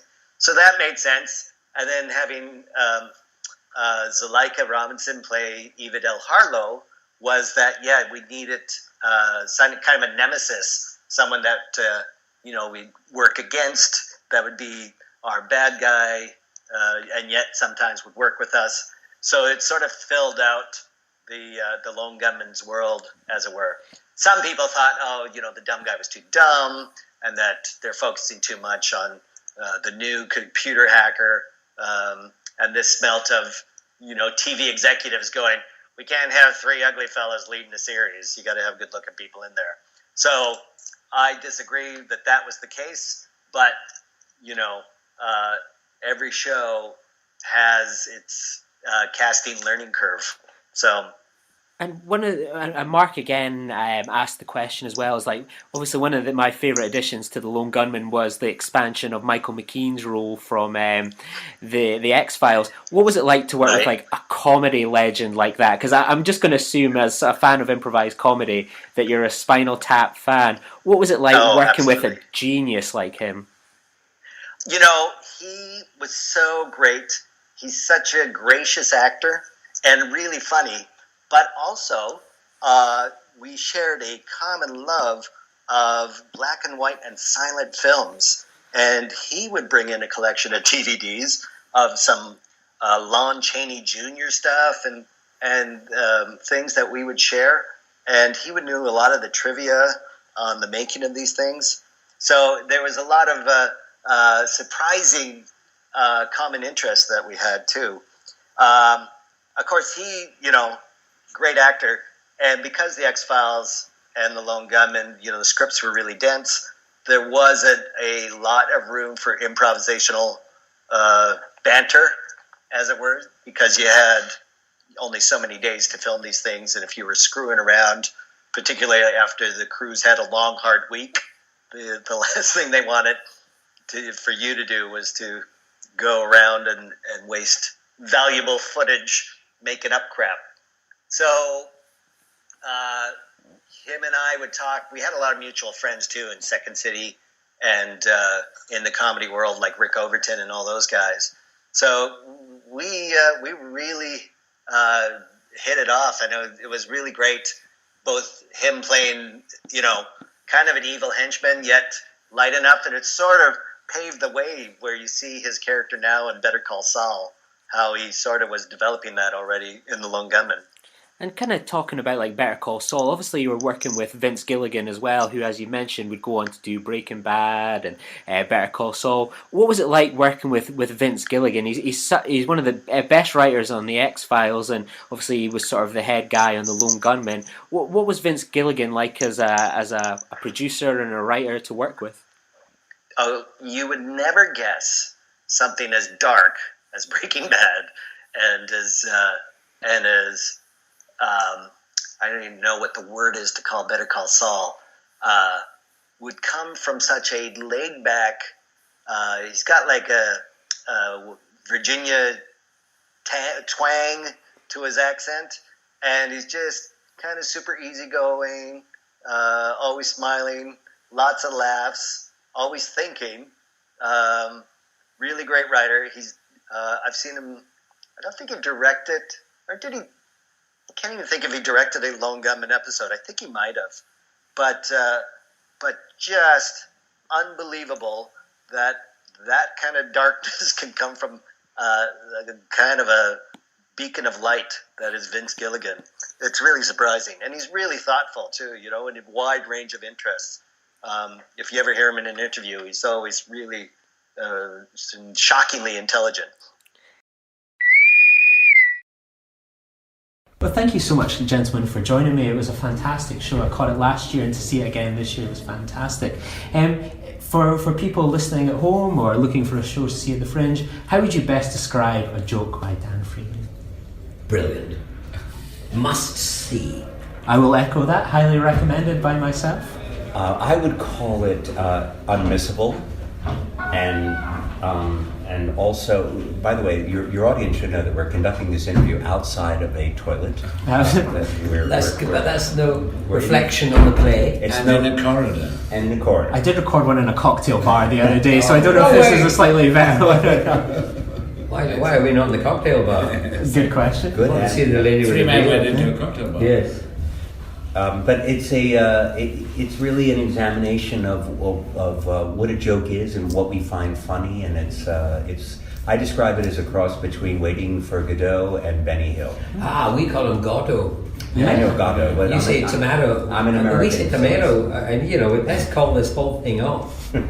And with it, like, this is your returning year kind of at the festival. Last year I saw you in the loft, and now you're here on stage.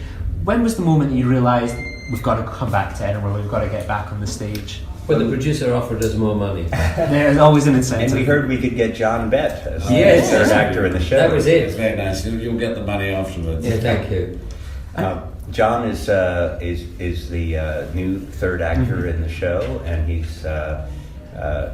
has found all sorts of new humor in his role, which he's kind of the acidic and sarcastic character of the play, and he gets every laugh that there is to be gotten. Absolutely. And how did you become involved in this? Did you know of the play originally, and how did you get involved with these? I became involved because I know Tony Cowney very well, the director, and I've worked with him quite a lot. And he's very funny. He's very good on comedy. He is, yeah. And he asked me if I'd like to be part of it. And I have to say, when I saw it first, I wondered why I had said yes initially, because I thought, oh dear, this is funny. But I knew that Sylvester and Robert had done it last year, and people had told me it was very, very funny. So I trusted what I had. You're very brave, really.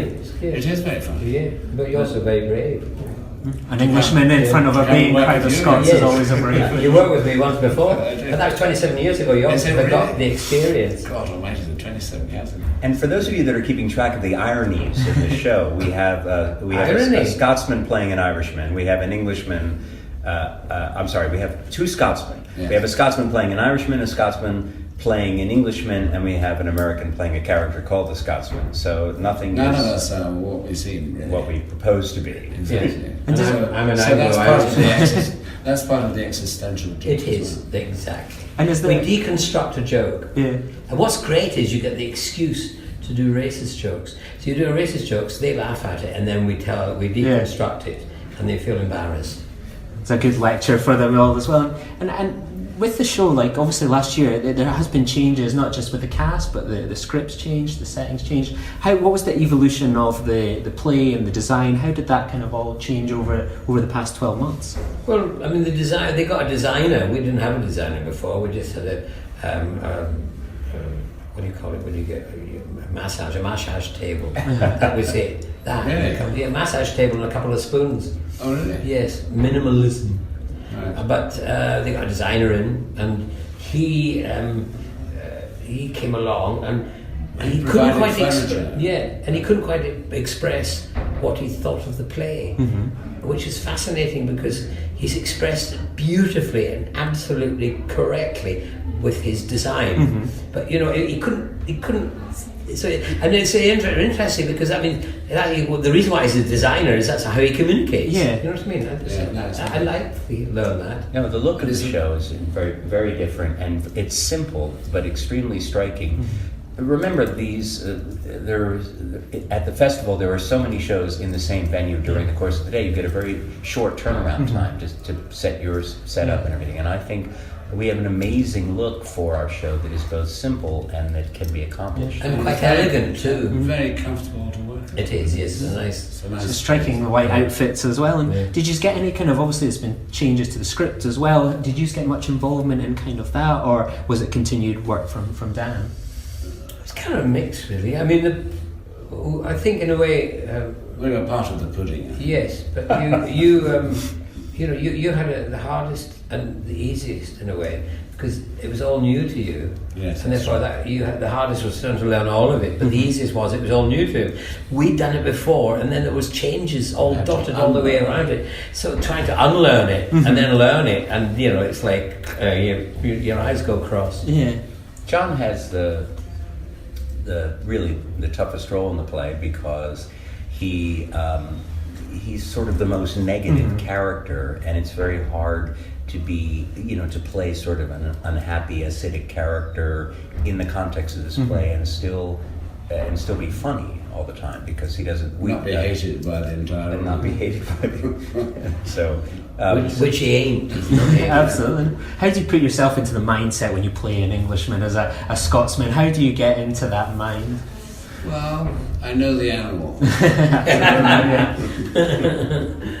And for yourself, Robert, obviously you've got Scottish accent and at points in the play. You call that a Scottish accent? Well, I've got to butter up the guests and stuff. He's being gracious. Is there a worry when you perform that in front of a Scottish crowd that there's that extra going, well, that doesn't sound like a Scottish accent, I know, or that does, or you've got... I'm so set up from when I come out that the audience, I think, knows that it's going to be a joke on the fact that I'm called a Scotsman. I like to think that the crowd is so distracted by my sheer physical beauty that they don't so much judge my performance. At least that's what I'm promoting. And it's one of the things that most of the audience have been short-sighted. That's why I had to be in the second row today. And the dynamic between all three of you is fantastic. How do you keep that up over sort of like a whole month of working together and being so kind of in sync? How do you kind of keep that energy going? We are so old now that we have to meet an hour before, at least an hour before every show, and go through the script, so that, because some of it's very fast, and if you went away and missed the day, not doing that, I think we could be in trouble. And we meet right after and drink too. So quite right, yeah. And I suppose you've got a good 12 hours before 24 hours before you need to be back on stage. But that appears to be a Scottish tradition. Yes, quite right. You step off the stage into the bar. That's the one thing. Your Scottishness in that is absolutely dead on. It's the only convincing part of my performance. It's how I enter the bar quickly. Exactly. No, I mean. Well, they do go into a bar. Yeah. But Bob Scotsman is meant to be like what's his name? The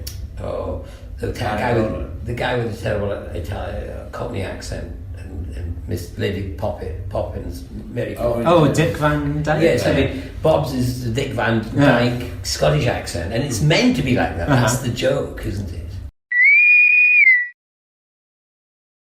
So thank you very much for joining me, Sooz Kempner. I just saw your wonderful show, Supersonic 90s Kids. Can you tell people a little bit about it that might have seen the poster or looking to find out about it? Sure. Supersonic's 90s Kid is about me growing up in the 90s, playing Sonic. It's a great game if anyone remembers Sonic or the 90s, and anyone who was a parent of anyone who played Sonic in the 90s. Absolutely. So what was the origin? How did that show come around? What was the concept that started it all off? Because it's not just about those video games that you might go into thinking, it's going to be a video game kind of discussion. It's something a lot more than that, and quite profound. Thank you. I knew that because last year I did a show called Sooz on Film, because I love movies, I love cinema, and I did a show all about how movies have affected my life. And I kept saying to people, next up I'm doing one about video games, and then I kept having little ideas of what I could do. And in the end, it got to September, and I went, I think I'm going to do it. I think I'm just going to write a show about video games. Because it's such a diverse show in terms of there's musical pieces, there's a lot of video things. For a free show, usually you think, it's just going to be someone up there on a stage pitching. There's a lot of elements involved. How do you go around writing that and incorporating all that? And your timing has got to be pitch perfect for a lot of the elements of it as well. How did that? All my shows, I like to have a multimedia element to them, and I really like the idea of conversing with videos and interacting with videos, because you don't see it that often in a live show. And so, spoiler alert, in my show, I talk to my 13-year-old self, which is, I don't want to ruin the magic. I don't want to spoil how I did it, but there was a wig involved. So I talked to my 13-year-old self on a video, and it just makes it, like you say, more than someone just standing at a mic going, hey, remember this? When you kind of were reflecting on kind of your life, what's brought you all here, your amazing experiences and some of the challenges you faced, what did you kind of maybe learn about yourself while kind of putting this show together? I learned that I remember all the Sonic cheat codes. Yeah, we were just discussing that off here. We remember them all. So 25 years on, on and they've never left my brain. I can't remember what happened yesterday, but I can remember the Sonic 2 cheat code is 1965, 917A and stuff. But what I've learned is that I think a lot of the writing I did in the early 90s, which was fan fiction about Sonic, probably my first creative writing when I was 6, 7. A lot of that weird, quirky writing is still prevalent now in what I make. So I hope it's improved, but I used to write mad stuff then, and it's a bit weird now too. What was it with, like, in Sonic in particular, that it's survived all these times? That I reckon most of the people who will come to the show will have seen the poster and went, you know, I love Sonic, there's something about that where it's sort of, they're the odd game that pops up here and there, but it was a relic of its time in a way. I think Sonic, people have more of an affection for it than like Mario. Because Mario games, everyone's played them, but people have like an affection for the character of Sonic more than they do for Mario. I think it's, I don't know what it is, there's kind of an environmental element to those games. He's always trying to stop the land getting like all mechanical. I think maybe that's what sticks in people's hearts. Maybe Sonic turned a lot of people vegan without them even realising it. Absolutely. Never turned me vegan, but maybe I'll go back. Maybe only in January for me.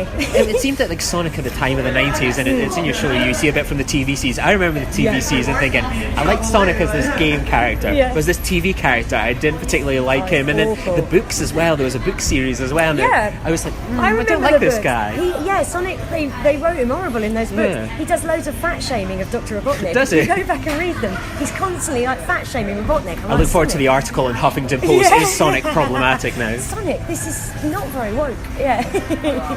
Was it like, I was kind of thinking of like your show, and it's something I've been thinking about a lot lately. It's like the 90s. Like I'm 31, 87. I lived through the 90s. And I love what I love. It's now coming back. Like there's now going to be a Captain Picard series. This series coming back. This is on Netflix. Do you remember this? Like it's, what is it about the 90s in particular for people like me and you that it's like resonating? And is it that people like me and you can now talk a lot more about what we like? We can now influence bringing these things back. I think it is. I mean, like if you think about it, things sort of, it's always 30 years later that something, that a decade becomes like very nostalgic. At the moment, we've got Stranger Things set in the 80s. It's sort of 30 years ago. We're very nostalgic for it, and the early 90s is soon going to be 30 years ago. So Stephen King's latest It adaptation is set in the 80s, whereas the book was set in the 50s. The book was written in the 80s, so it's 30 years. Everything's sort of 30 years behind, and then we get very nostalgic for the 90s. I hope that doesn't mean people get nostalgic for like Margaret Thatcher, but because it almost feels like maybe it's just like my age and stuff. But I look back in the 90s and like, there was this amazing TV, there was this, there was that, there was so much culture. Whereas like the 2000s felt like that was just something that happened, and there was things, but there's not that sort of emotional attachment. Even though like I was a teenager, teens, 20s, I don't know what was that like. It's a weird one, isn't it? We don't sort of go, 18 years ago, you remember the Millennium Bug? I always remember, I think it was like with the Millennium Bug, like being really nervous, like waking up on the day, like switching the computer on, it's not going to explode or anything. Well, no, it says it's 1900. and with like your show, it's like it's so many elements. It's high intensity. There's singing. There's how do you keep that going for like an entire festival? I get a lot of early nights. I don't do any drinking. It's quite boring the way I live at the festival. I treat, because I'm doing 3 shows up here, and I have to treat the Fringe very much like it's work, which is a shame because all the people I like the most are up here, and you want to socialise with them. But it has to. You have to look after yourself up here. It's just a very boring reason that I've managed to. I suppose it is a professional job as well. There's the hardest you work all year is the Fringe. So. And what are the other shows that you've got kind of on at the festival? So I do a short section in a show by a comedian called Luke McCoy. He does like a chat show, and I'm a musical guest with a twist. And at 6 o'clock I do a musical called Johnny Woo's All-Star Brexit Cabaret. Okay, I've seen that poster as well. I play David Cameron in that. Oh, really? That's been getting great reviews, and I get to exit flyer it for this show. So I've never had the chance to ask anyone in their life, but what is it like to play David Cameron? And like, as a boring aside, I actually bumped into him earlier this year in an Isle of Dogs exhibit in London. Wow! Did he look guilty? He should. It was weird. Like we were sitting there, like we looked up and it was like, that's David Cameron there in an Isle of Dogs exhibit having ramen, and you're just like, all this rage starts going through you, and it's like, I was like to my girlfriend, like, should I say something? Should I do something? And she was like, nah, don't do anything. Don't embarrass yourself. It's like, he's annoyed it. And I remember he was next to the robotic dog and I just passed by and went, thanks for ruining the country, and ran away. And she was like, I can't believe you did that. Embarrassed in front of his kids. I was like, it was my wet cement moment. I've got to do it and stuff like that. So that's my encounter. I think that's great. But now I'm encountering him again in the form of a young redhead. Exactly, yeah. I have, having played David Cameron, I still have no affection for him and what he's done. Yeah. How did you get cast as David Cameron then? It's a really mad show. So we've got like, there's another female comic plays Boris Johnson, and do you know Le Gâteau Chocolat? Yeah. Le Gâteau Chocolat plays Nigel Farage. Oh, wow. And for those listening who don't know, Le Gâteau Chocolat is like an amazing black drag queen with a bass baritone voice. And so, yeah, he's phenomenal. I need to show that. So it's obviously it's like you have the show of the 90s and then one of the present day and stuff like that. What do you feel kind of about the state of the world that we're kind of living in then? Like, you know, like the 90s seemed so happy and optimistic, like, you know, the peace in our time, and then like the 2000s you talk about in the obviously your show 9/11 and such, like, and now we've got this. Well, yeah, and I say right at the beginning of the show, like, I talk about 9/11 and I say that the 90s, I joke, well, the 90s were leading up to 9/11, but they were in a way. I mean, it's quite dark, but yeah, we sort of had this era of, because there was a recession at the beginning of the 90s, but then we were back into the boom era again, and new label looked very promising, and then suddenly there was 9/11 and you were, oh, actually no, everything's still shit. Absolutely. Yeah, it's quite depressing. And it must be so hard. Was it hard? Is it exciting, kind of doing 3 diverse shows a day, every sort of day? And how do you keep yourself in like those different mindsets of going from here's me, Sooz Kempner, to David Cameron, to a musical number? Yeah, well, I've quite enjoyed the routine actually. I mean, we're early days, we're only halfway through the fringe, but by the last week I'll be going, get me out of here. But yeah, I quite like going, okay, so I'm doing this now, and I know I'm doing this now, and I don't have to think about the next thing until I finish the thing I'm doing now. You were mentioning as well that you became writing partners with Paul Mully, and that kind of was a relationship that went into sort of Stargate. How did you two become joint scriptwriters, and what's that dynamic like for producing a script? Or, you know, you hear so many times that you hear like joint writers will either be on opposite sides of the room, or will be one will write one act, the other will write another act, and it'll be spread or email. What was that kind of relationship like on a practical level? To be honest with you, it was all over the place. I remember at the time I first started writing for animation, and he was actually I think he was planning to go do his master's or his PhD, and I suggested, why don't we co-write something? And so we co-wrote a feature that we used as a spec to really sort of get our foot in the doors in various places.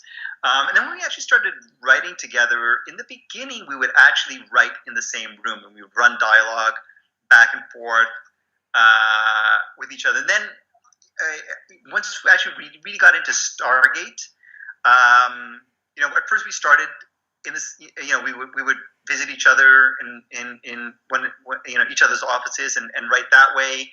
And then just because of the pressures, the demands of production, one of us would go off and write, let's say, the first 5 pages and send it off to the other, and the other one would rewrite those first 5 pages and then forge ahead and do the next 10 pages and send it back, and we'd pitch it back and forth. But ultimately, near the end of the production, we just got so busy that really we were writing our scripts separately. So I would write a first draft, or he would write a first draft. We would swap and maybe do passes. But ultimately, we were really writing alone. I loved writing with him because he had his strengths, and I had my strengths, and he was very good at constructing bulletproof narratives, where I was always more the big idea guy or the comedy guy, the small character moment guy. And so I think we really complemented one another. But as we got busier on Stargate, we just found that it was easier to write our scripts solo. Although, I think the last 3 years on 1, 2, 3, 4, 5, almost I think the past 5 years on Stargate, we were writing our scripts separately, although we shared screen credits simply because I tended to write more of the originals, which we were paid for, whereas he tended to rewrite a lot of the other writers. And those rewrites tended to be anything from simple polishes to sometimes page one rewrites. And he didn't get paid for it, and he didn't get credit for it. So really, in fairness to the partnership, we ended up co-sharing the story credit. I mean, it's a very different world. There are pros and cons. I mean, on the one hand, there are times when you'll be battling with your partner on creative elements. On the other hand, it's nice to have a partner to take some of the heat off at times where you reach an impasse and are unable to really write your way out of it.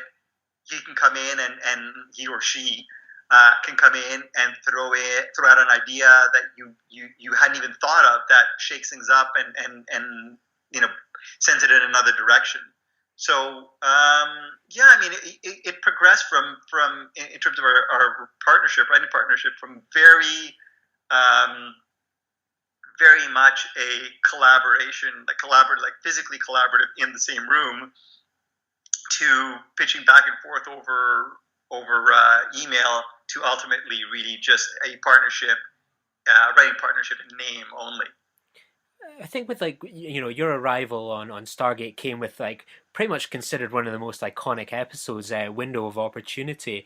What was your process of how did you become you guys are going to be hired, we're taking you on as a kind of a writing team? How did they kind of get you involved, or was it one of those ones sending round kind of this is our portfolio of work and then being called in? Because it seemed that you went from just that one episode and producers and that was really you by sort of the end of the seasons. You're writing some of the biggest episodes of the series, really. Yeah, I mean, we joined in season 4, and at the time Brad and Robert were the showrunners, and they hadn't had much luck finding staff writers, just because Stargate was such a tough nut to crack creatively because of the backstory, because tonally it was very different from a Trek, for instance, and in terms of type, the mythology.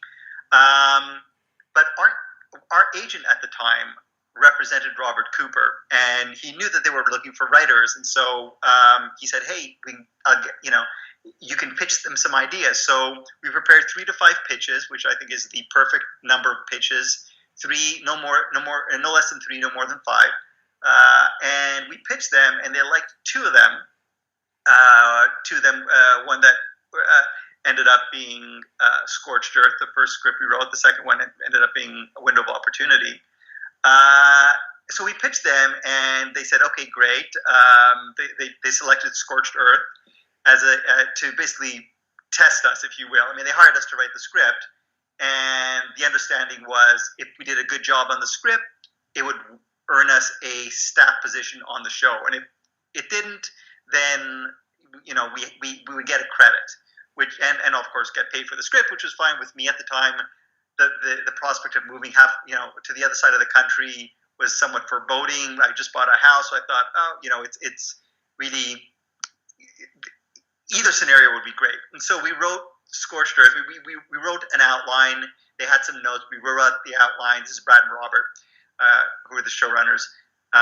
We went to script. We wrote the first draft, and we sent it off to them. I remember Rob telling me that at the time, he and Brad were doing their annual Hawaii golf trips with the families, and he and Brad were sitting on the flight, and they only had one copy of the script, and Brad couldn't bring himself to read it, and he just handed it to Rob, and he says, "I can't read it because if it's bad, my vacation is ruined." And so basically, Rob says, "Okay, I'll read it." And he read it, and then he just turned to Brad and said, "Enjoy your vacation." So that's how we landed the Stargate gig. And we were invited on, and like I said, we came on as co-producers. The understanding we would probably go 2 more seasons, and we'd be done. And of course, basically, we ended on Showtime. We were picked up by Sci-Fi for we would assume would be 1 more season, but every year we kept on getting picked up and kept being picked up until the year that I assumed we actually were going to picked up. I always assumed we were going to be canceled until the final year when SG-1 completed its 10th season, or was close to completing its 10th season. I thought we'd be back for sure, but that was the year we were canceled. But in any case, yeah, I mean, one of the great things about Stargate that really, my biggest takeaway was Brad Wright and Robert Cooper, who were the showrunners. From the, it starts from the top down. They were always very supportive of promoting from within. So Paul and I, we learned the ropes. We learned how to produce by watching Brad and Robert. They invited us, down the set.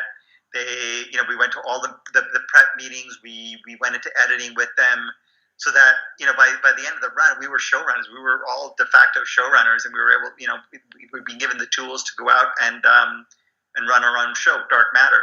Another great thing about Stargate was they'd worked out all the bugs by the time we landed on season 4, and by the bugs, I mean, it was very much a family atmosphere. Everybody. It was always very challenging, but everybody was very happy to be there, and everybody was very supportive of one another. And it was just a really happy place to be. People enjoyed going to work. And then I ended up working on another production, which was quite the opposite, and it was a rude awakening for me. And it turns out that essentially, really, the happy set is really more atypical than the norm. So when it was time to put together the team for Dark Matter, I just wanted to make sure that I emulated the Stargate model, and people were happy to be there, and we were very, it was a very positive work environment. And ultimately, that's one of the things that I took away, that I will always take away from Dark Matter, is whenever guest stars came and did the show, they really complimented us on the fact that it was such a great positive vibe, and people were happy to be there. Is that one of these sort of things that you're perfect, because this was a type of question I was going to ask you about, like becoming producers and creating a writing room. Mm-hmm. Is that something that you can't almost probably learn in sort of school, or kind of out there when you're writing up your own scripts?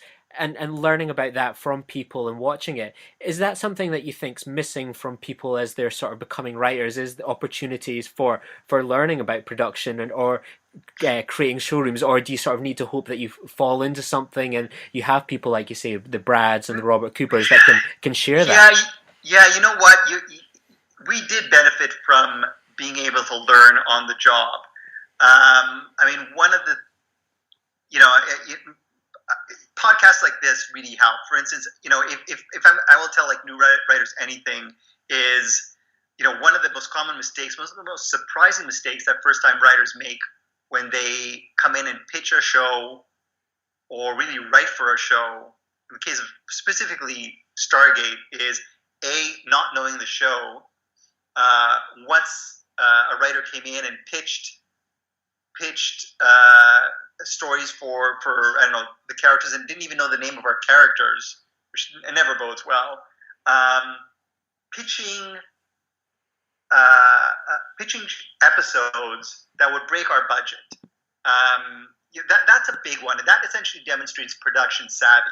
I mean, if you come in and you can pitch, I mean, I know not everybody loves them, but like a bottle episode that makes use of our standing sets, that shows production savvy, and that shows creativity. I'm not saying that's the way to go, but I mean, it's something to think about. Just really producing on the page is a skill, and if you can demonstrate that skill in the pitch and in your script, you will be well served.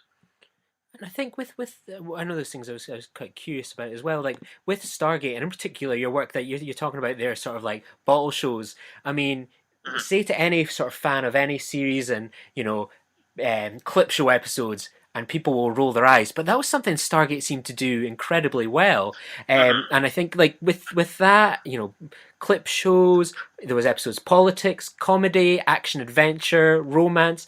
Like it truly was a sort of diverse show. And it sounds like from your kind of background as a writer that you were well served to come onto a sort of show like this, where one week you could be doing something like a comedy like Window of Opportunity, then Scorched Earth, you've got kind of like that, and then other episodes where it's battling about the politics and the minutiae of the military. Is that exciting as an author, and how rare an opportunity is that to write such diverse TV? That was incredibly rewarding, and that's one of the things I always mention, the fact that every episode of Stargate was almost like a mini movie, and you could do horror, you could do mystery, you could do comedy, you could do all-out action. You could do, very mythological, philosophical stories, and ultimately, it was whatever your strengths lay. Those are the type of stories you could pursue, and really, it was amazing. And it's something that really an opportunity you don't get on all shows. I mean, Stargate, it did have some serialized elements, but really was more episodic, which is, an increasing rarity, I guess, in a lot of sci-fi nowadays. Dark Matter, on the other hand, was a lot more serialized, but again, we had the opportunity to do the same thing, where it was really a lot more serialized, but it was episodic in nature as well, and we were able to mix up the type of stories we could tell. So that is the type of show that appeals to me, where really you never know what you're going to get when you tune in. Mm-hmm. And with something like kind of with that, like we talk about, say, something like Stargate, and that kind of idea was quite episodic to something like Dark Matter, which is quite serialized.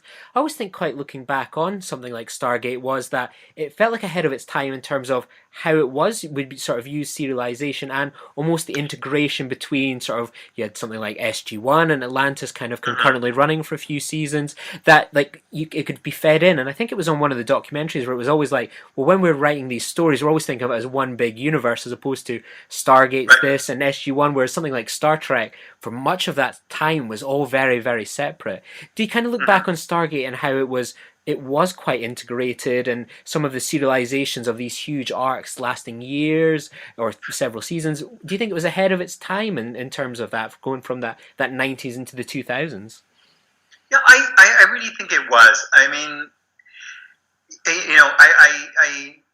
I really have to give it up to Brad, Robert, and Jonathan Glasner, who was one of the original architects of the series, and the fact that they created a mythology that was so deep and so rich that we could explore it so fully over so many years. I remember at the end of season 4, Paul and I were sitting in my office, and we were exhausted because really the stories we wrote were kind of one-off stories. I think back to Window of Opportunity and The Curse and Chain Reaction and Point of No Return, and we just were looking ahead to season 5 and thinking, I don't know how the hell we're going to be able to keep coming up with stories.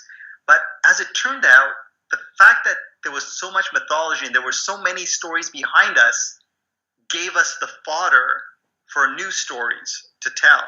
And so, exactly that. It was, you just, a kind of a universe of ideas flourished from the previous season, so that basically Stargate Atlantis gave birth to, sort of a different world, well, different galaxy, really, but really a different world of ideas, and yet they were very much rooted firmly in the world of Stargate. And so, even though the Wraith were very separate, there were elements that were still very much from the original series. And it was the same with Stargate Universe. Even though tonally the show was quite different, it had a lot of like elements as well. One thing I quite liked, and I always wondered about it from a writing perspective, because I always thought it must be exciting for every season of something like a Stargate, where like it wasn't like many other sort of TV series, say like, a Star Trek or many other kind of, syndicated or cable TV series, in terms of that there would often be opportunities for transitions. It very much felt like a believable military science structure where people could move on, people could move away. Whereas certain shows, like, people stay in that same position. Well, we've got to keep all those people on the ship for 7 years. What was that like as a writer, to have opportunities where you could go, well, we can maybe move this character on, bring someone new in, change up the dynamic? What was that like as a freedom to have that as a writer? It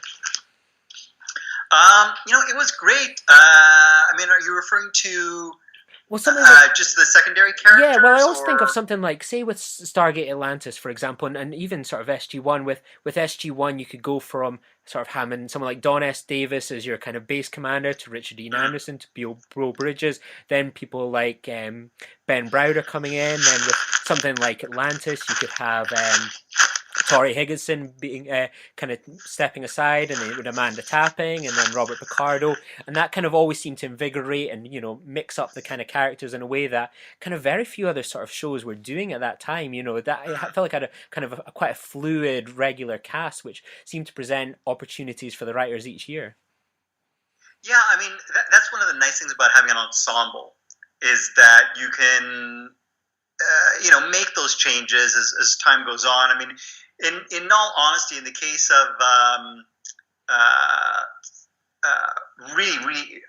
it was really had to do with Richard Dean Anderson, who at the time, had spent, I think it was around season 6 that he began to sort of curtail his commitment to the show, and so we were trying to think of ways to, keep him around, but really have an in-story reason for why he's no longer leading SG-1, and really the late Don Davis, was the one who suggested his character retiring and allowing O'Neill to become General O'Neill and take over the SGC. So that was one of the steps that we took, and then ultimately brought in Ben and Claudia, and I was a huge fan of Farscape, and I love them. And Ben and I loved it, and Ben was terrific.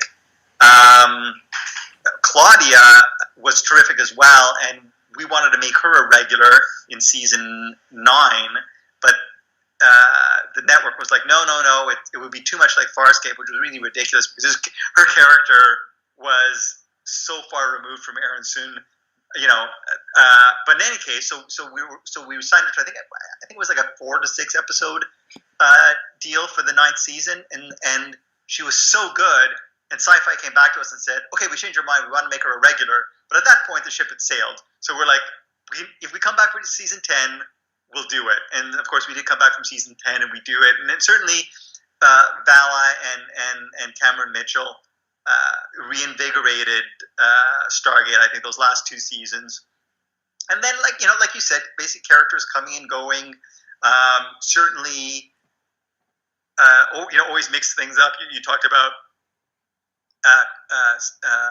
Samantha Carter coming in to Atlantis for season 4.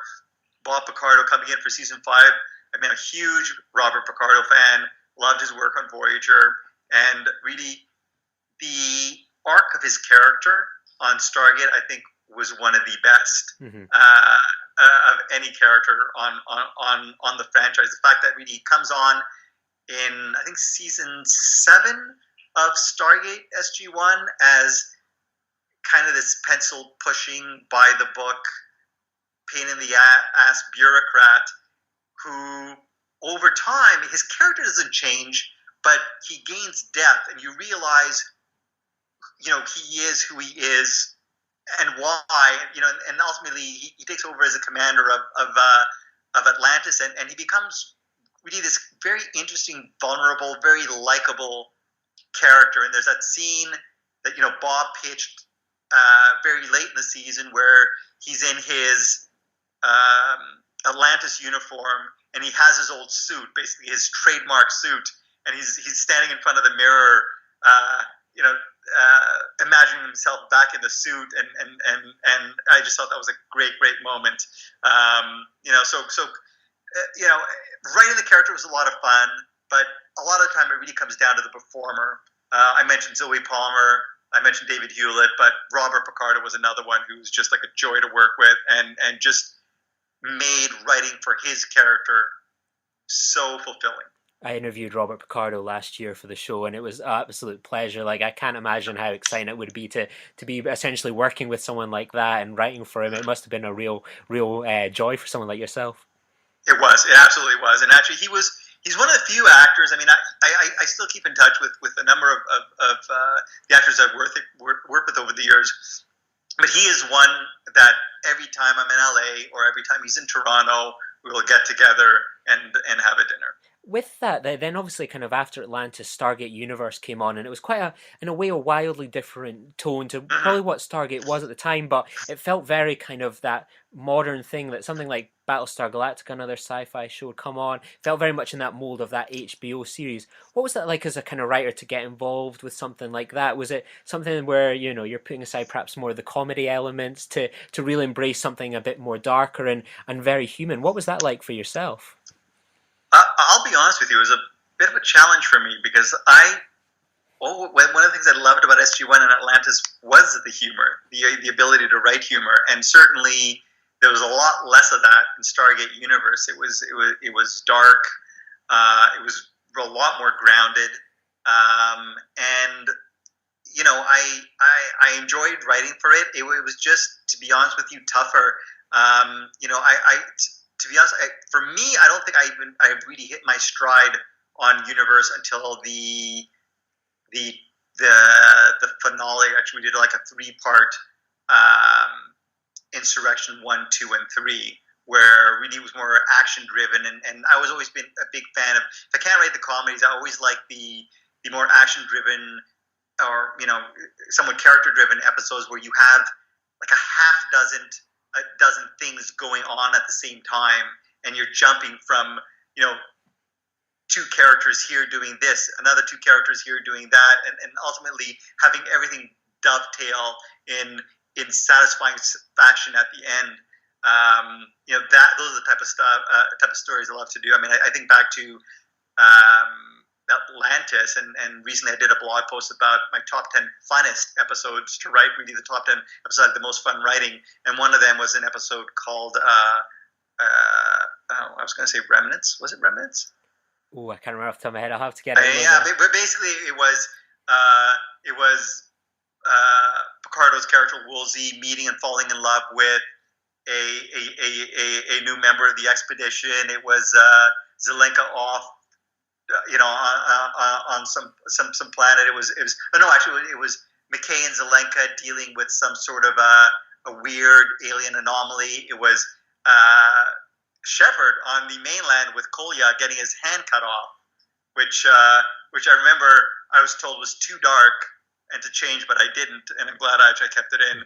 And then at the end, basically, these 3 seemingly disparate stories come together and really pay off at the end. So we did a lot of that in Stargate Universe, but kind of minus the bolder humorous beats. I have to ask you, as a Scot, like, I remembered at the time when it was announced that Robert Carlyle was coming on to Stargate, and for me, he is one of, like, not just Britain and Scotland's finest actors, but he's just an incredible actor. What was it like to work with someone like Robert Carlyle that I find, I can imagine him as quite an intense, serious guy. What was someone like that? You almost think of the Richard Dean Andersons, Robert Picardo's, quite jovial and things like that. What was he like to work with? I'm so curious. He was very serious, very professional though. I mean, you talk about certain actors and you think, oh my gosh, they must be difficult to work with, but he was not. He was terrific. He always knew his stuff. He was always great. He always, delivered he always delivered or surpassed expectations. Whenever he came to set, he was ready to go. And just like a very nice guy. I remember, apparently he approached Brad before the start of production, and he said, well, what kind of an accent would you like me to do? And he had I think he demonstrated like a half dozen different levels of the Scottish accent, from highly discernible to hardly discernible at all. And I found it very interesting that when his on-screen character spoke, I mean, he was accented, but you could understand what he said. And yet sometimes when I would see Robert in the just at the catering line getting lunch, and he would start talking, half the time I wouldn't understand what he was saying. Yeah. I think it's with Scottish accents, I think in particular, and I think like Paul McGillian as well, and a fellow Scot on the show, is I always think like it's the Scottish accent. See when it's like someone, and you know, his character was no stranger to it. But when you get those angry Scottish accents, that's when it's like, wait, what's that person saying there and stuff like that? You know, are they going to actually come and kill me? It sounds like, you know, you never want to get on the wrong side of an angry Glaswegian, I think. Join the revolution. Join the Nerd Party. Welcome to Nerd Party.